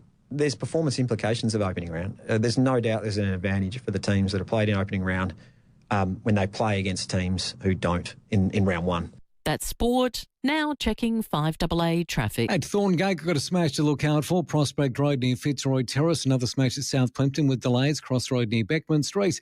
And in the Parklands, Wakefield Road will be closed tomorrow morning from 4 for the Adelaide Motorsport Festival. Keep it in mind for the drive-in. She always gets really busy traffic-wise. Adventure Club members gear up for less before the upcoming long weekend at Anaconda. Save $20 when you spend $100 or more in-store or online. Ends Sunday. T's and C's apply. Adelaide's most accurate traffic on 5AA. Now the 5AA forecast. Get the Toyota Forklift Advantage. Visit toyotamaterialhandling.com.au. Down to 21 tonight, a shower or two tomorrow, 34. Saturday, a possible morning storm and rain, 28. Sunday, rain, heavy falls possible, and 29. Right now, it's 30 degrees. Now let's hear what's happening on 9 News tonight. Thank you. I'm Brenton Raglas. Tonight, Adelaide's in the firing line for a weekend drenching with up to 120 millimetres of rain expected. The State Coroner is demanding the mandatory wearing of life jackets on all small boats. And Adelaide pets will soon be able to fly right by your side with Virgin. Don't worry, you haven't missed the news. Start over on 9 now as soon as you're home. As a South Aussie-based not-for-profit health insurer, Health Partners isn't just your health partner. We're your tooth-checking partner, hammy-stretching partner, chart-squinting partner. We're your bone-mending, script-filling, arch-lifting, giving, salad-suggesting, generous limit-giving, member-supporting, SA-loving partner. So for great value health cover, there's no better partner in health than Health Partners. Health insurance made human. It's 11 o'clock, Saturday night. The power's out in your street, no lights, just quiet. Then you hear it. The dull thud of music coming from number 8. You draw closer, wondering, how? The door opens. You're invited in. With Solar Power Direct home battery storage, life goes on. Even when the power's out. solarpowerdirect.com.au. My special guest is Dr. Marty from the Royal Flying Doctor Service. Hello. Hi, Matthew. Can you tell us a bit about what you do? Yes, I oversee the care that all of the doctors and our flight nurses provide for patients across South Australia and the Northern Territory. So that's linking in our health workers in the field, our patients in remote communities, regional hospitals, and anyone in need of a retrieval team across Outback SA. And how does Double Up for the Doc Day help? Well, March the 5th is Double Up for the Doc Day, where your donation will be matched dollar for dollar by some really generous partners. This is going to help us equip a new aircraft with vital medical equipment, just like inside an ICU, ventilators, monitors, and so much more that our patients need. Thank you, Dr. Marty. To keep our Royal Flying Doctor Service flying, they really need our support. And Double Up for the Doc Day is a great opportunity to make your support go further. That's March 5. Please donate at flyingdoctor.com.au. Setting the agenda for South Australia. This is 5AA, always Adelaide. Toolkit Depot's Price Beat Promise means you get low prices on your favourite tool brands. Rowey and Timmy G, the 5AA Sports Show. At 8 minutes after 6, time for your call, still 8223 0000. Looking forward to tomorrow night. Ant Andrioli, our Reds coach, speaking about tomorrow. Probably the biggest one, I would say, the one that has had more drama into anything else. So we're just not hoping for too much drama in this game. We're just hoping for a good performance. Win. Yeah, it's a great call. I love this original rivalry, they call it. And this man played in many of them, and he is currently our goalkeeping coach, Eugene Galakovic. Welcome. Okay, fellas, how are we? Hey, Huge. Very well. We'll go back to the game last Friday. Is that our most complete performance of the season? Yeah, it was. It was our most convincing. I think, we've won a lot of games before that, but, we've been grabbing 2-1 results or 1-0 results, and to pull past them and kind of win comfortably for once, it was actually quite nice. It is nice, and I think as a keeper and now a goalkeeper coach, you'd be happy with that clean sheet. Yeah, they don't come too often. They're very hard to keep. So yeah, that just gives the boys confidence, the defence confidence in keeping a clean sheet, and also scoring 4 goals. We had a lot of chances. We put them to the sword without pressure, and in the end, the result was really deserved. Josh Schmitz has been great addition for us, and that experience and the ability to keep them out at times has just been amazing. I know you're working with him, of course, but young Ethan Cox, how's he coming along? Yeah, Cox has been doing well. He's in that position where he had a bit of a taste of it last year with Maxi. I think they played 6 or 7 games each, and they had that taste and they wanted more. But Josh was available, and he offers us so much experience to this kind of youngish team. And he's got a lot of quality as well. He's played in big leagues in Europe. Yeah. He's got experience. He's a leader, and he just kind of fitted into what we wanted at the time. But no doubt, Coxie and Maxi are still building, and they're going to be very good goalkeepers in the future. Huge, the original rivalry. It's us v Melbourne. We've got enough South Aussies in our team to understand the history of that. I know that you would instill it or indoctrinate them with it. How do you do that to the new recruits? Because it wouldn't mean much to them. How do you instill a hatred? Oh, I think it just comes with time. We've played a lot of games, the two clubs against each other, and things have happened over time and built it to this kind of great rivalry. So, no doubt, that new players that come along, especially the foreigners, that they've seen it, they've seen the highlights and stuff like that in previous years, and what it means to people in Adelaide, and what it means to the boys as well. And it's something the boys kind of talk about, privately, talk about how big the game is, and they kind of feel it when they kind of come here that we always look forward to that Melbourne victory game. Yeah, we've already played them before, and this is just another one. But more importantly, it's a big game for us because we're coming off a great result. It's the back end of the season, and really that main aim is just to win it. Sometimes it doesn't matter how you win, but these games are always going to be tough, and the main point is to get the 3 points and help us climb up that table. Well, it's pretty much a 6-pointer. They're just below us, so it's an important win. You're right. Do you think the Melbourne Victory guys and their club have the same hatred for us? Is it reciprocal? Yeah, they do. I just think over time it probably does change. With Melbourne City coming in the league, that's another big game for them. They also have the Big Blue, which is Sydney FC. That rivalry between New South Wales and Victoria is a big rivalry too, and they've got us as well. So that's 3 big rivalries they kind of look forward to. We kind of have pretty much the Melbourne Victory one, and then that kind of stands alone. So for us, it's probably, I wouldn't say it's bigger. It's big for them too, but they do have a lot of derbies, so a lot of big games for them as well. How much more improvement do you think this group's got in them? Can we go all the way? Huge. Oh, definitely a lot more improvement. I think we're just kind of getting to the stage where it's the back end of the season and we'll put some good performances in. But, you look at the age group of our squad and the players that are kind of starting to perform and show their qualities in the Johnny Yales, in the Yayas, in the Ethan Alagitchas. A lot of these kids are still young.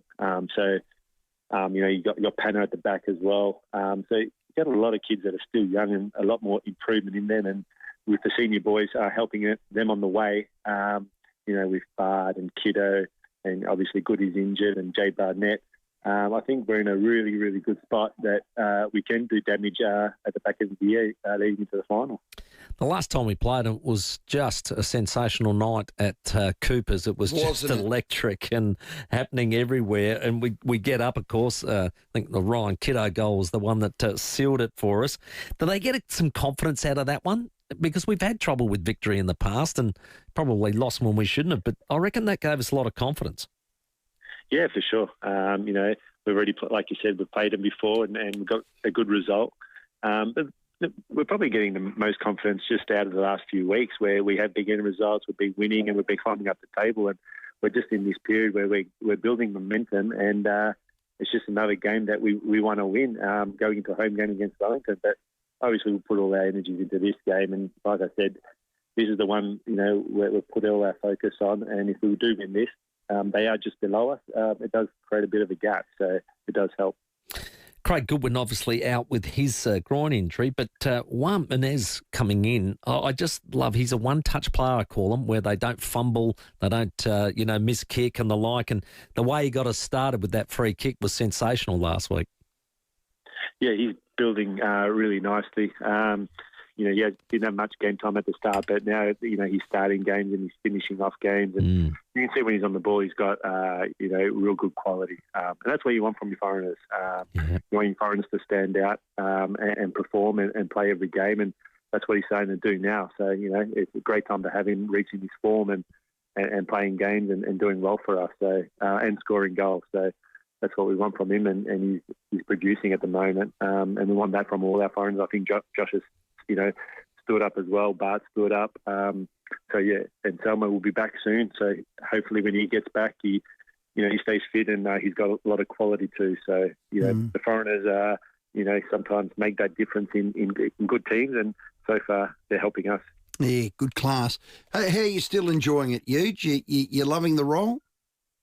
Yeah, I'm loving the role. I love, obviously working with a different keeper this year. I've been used to working with younger goalkeepers, so this is the first year I've worked with a senior goalkeeper, which, it's a nice little thing to have and work with him and try to make him perform well. I've still got Coxie and Maxie under that and a couple of younger goalkeepers I work with as well. So, really enjoying it, and I love that winning feeling. And when game days happen, that you want to, just want to win games, and that's the thing I've got still, fire in my belly to do that. So, 100%. Well, you've had a couple come through that you've had some great development with, which has been fantastic. Some are in the EPL, Huge, as we speak. Is it a full-time gig or you got a little side hustle? No, it's a full-time gig, yeah. Okay, so wow. We train mornings and, obviously, meetings and stuff like that in the after training that, you don't get home till a bit later. But, it's a full-time gig. Well done. Huge, as always, thanks for your time. Let's have a ripper. The original rivalry. There's nothing better than wiping the floor. Go you Reds. With Melbourne victory. All the best. Thanks, guys. Appreciate it. Great work. Eugene Galakovic, our guest, of course, a legend of Adelaide United. What a great keeper he was. Oh, he was a super keeper. Clean sheet. Yeah. Captain clean sheet. Loved him. He had a reach at him like a sick dog. I reckon he was the captain when we won it. Yeah. Adelaide Oval, Melbourne victory. Yeah. I called it. Yeah. I know you did. Game. I know you did. He was Very probably special. only a 6'2". He wasn't terribly tall. He looked big. But his wingspan, that's right, his wingspan, he had the bloody reflexes of a the cat. frill-neck lizard, frills it out to try and scare their opposition to make themselves look bigger. Right. He did that with his arms. Yeah, he did. When he stood in the middle with those spot kicks, he only had to lean one way, he could touch that bar, and he'd lean the other way and touch that one. on. God, he had a long reach. Pre-season footy in very wet weather over in New South Wales. I'm just watching the last couple of minutes of the final quarter. Sydney and GWS. It's going to be a pretty easy win for the Swans by 38 at this stage. They look all right. But boy, 38 mils of rain has hit Sydney. It is a slosh pit out there. You can't even see the players through the thick rain that's falling at the Henson Park ground that they're at today. This is lovely. Very old-fashioned looking footy, isn't it? On the suburban Big ground. grassy knoll at the back. Wet weather footy. Now, we're heading for some real rain, aren't we? This weekend, it's going to be pretty strong in Adelaide.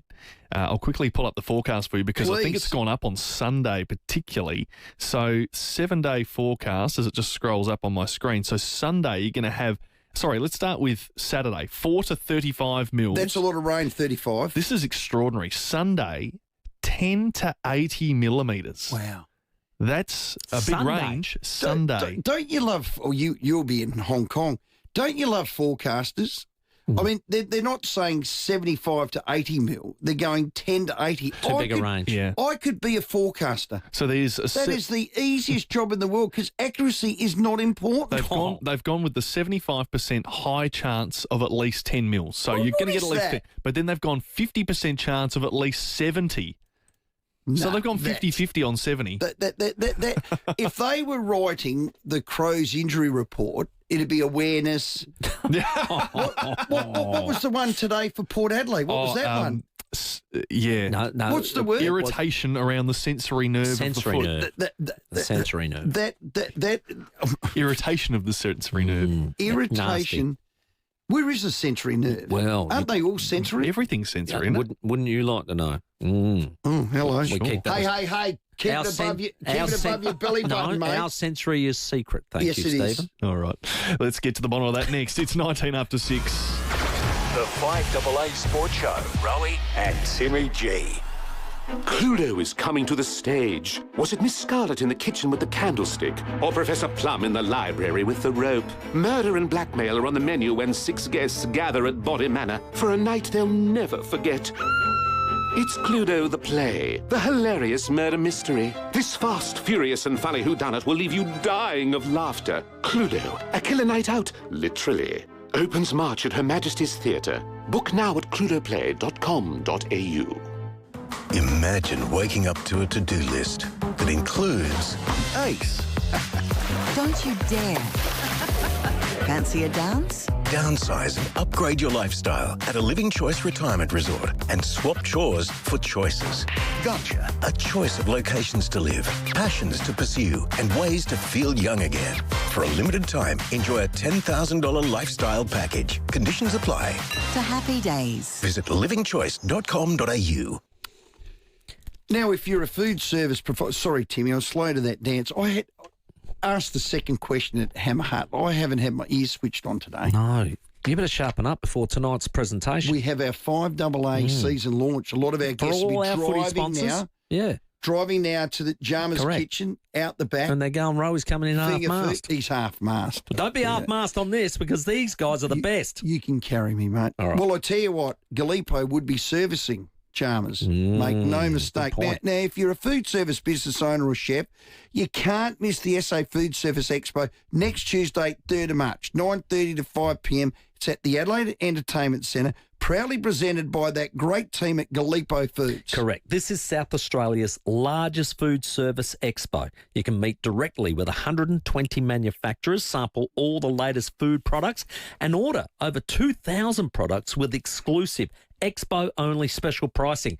For you only special pricing and deals that'll save you money. Now, you meet the latest equipment and service providers on hand to benefit your business. They're right there. You can touch it, feel it, smell it, sniff it, touch it, ask it. You've got it. This is a trade-only event open to any food service business in SA. Registration is essential, so please visit galipofoods.com.au/expo. If you don't use Galipo Foods, I'm telling you will after this one. Yes, I'm telling correct. you will. That's the SA Food Service Expo, presented by Galipo Foods, next Tuesday. It's at the Adelaide Entertainment Centre, free entry and parking. Thanks to Galipo Foods, proudly voted numero uno food service distributor in Australia. Are you aged between 18 to 65 and generally healthy? CMAX is looking for volunteers to join a clinical trial investigating a potential treatment for people living with the effects of a stroke. If eligible, you'll spend 3 nights at CMAX in Adelaide CBD, attend 1 follow-up visit and get paid for your time. Your participation could lead to important breakthroughs in medical research. Want to get involved? Apply at cmax.com.au. Aussie kids are active kids, creative kids, sporty kids. Are you a Weet-Bix kid?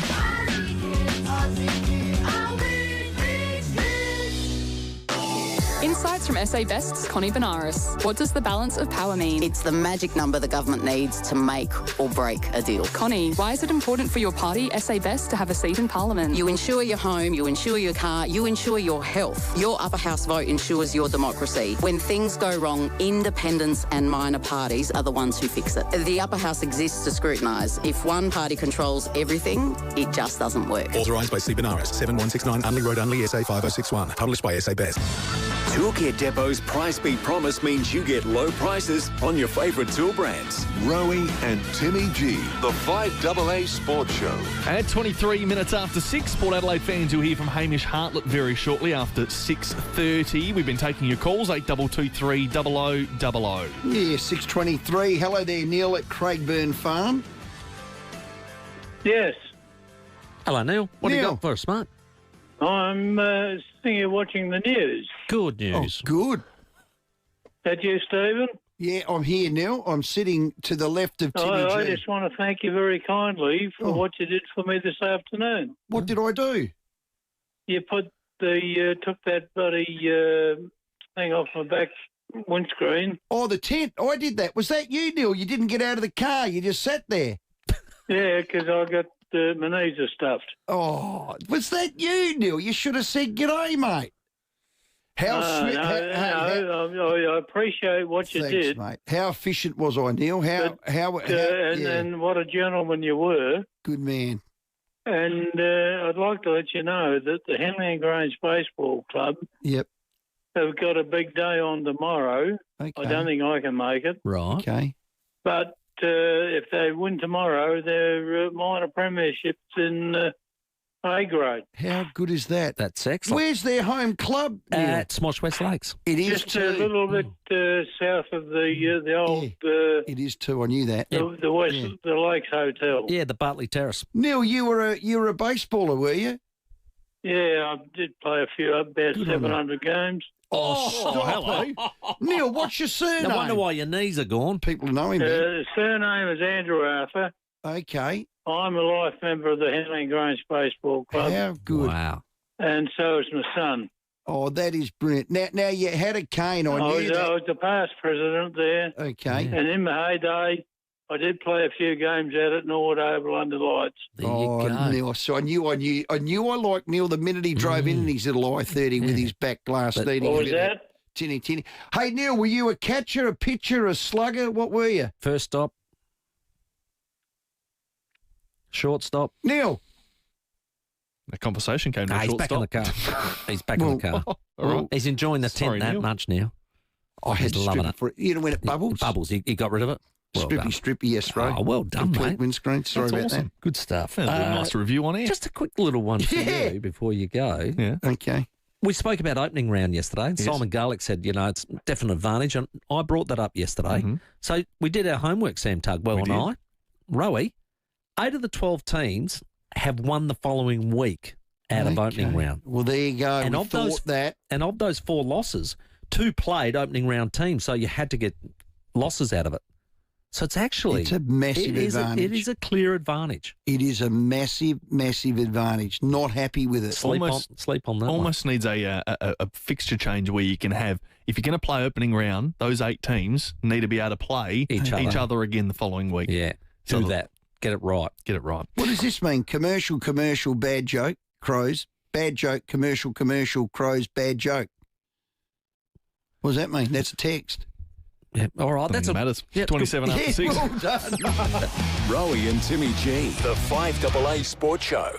A broadcaster's dream comes true. David Penberthy can finally fly on a plane with his pets. David Penberthy and Will Goodings. Virgin are extending their Pets on Planes initiative to Adelaide for the very first time. 5AA Breakfast. It's just dogs and cats, isn't it? We haven't broadened out the definition. I think it's just dogs and cats. Pet. Adelaide's leading breakfast show. I'd be happy with a galah, actually. I'm not into birds. Weekdays from 6 a.m. on 5AA. Always Adelaide. Kia's summer offers just got hotter with incredible value on 2025 build models at your Kia dealer now. Whether it's the full electric experience or the hybrid adventure you're after, Kia has you covered with the World Car of the Year EV3 now starting from $46,990 drive away, and the new hybrid Sportage from only $44,490 drive away. Hurry in for these incredible Kia summer offers at your Kia dealer now. Kia, movement that inspires.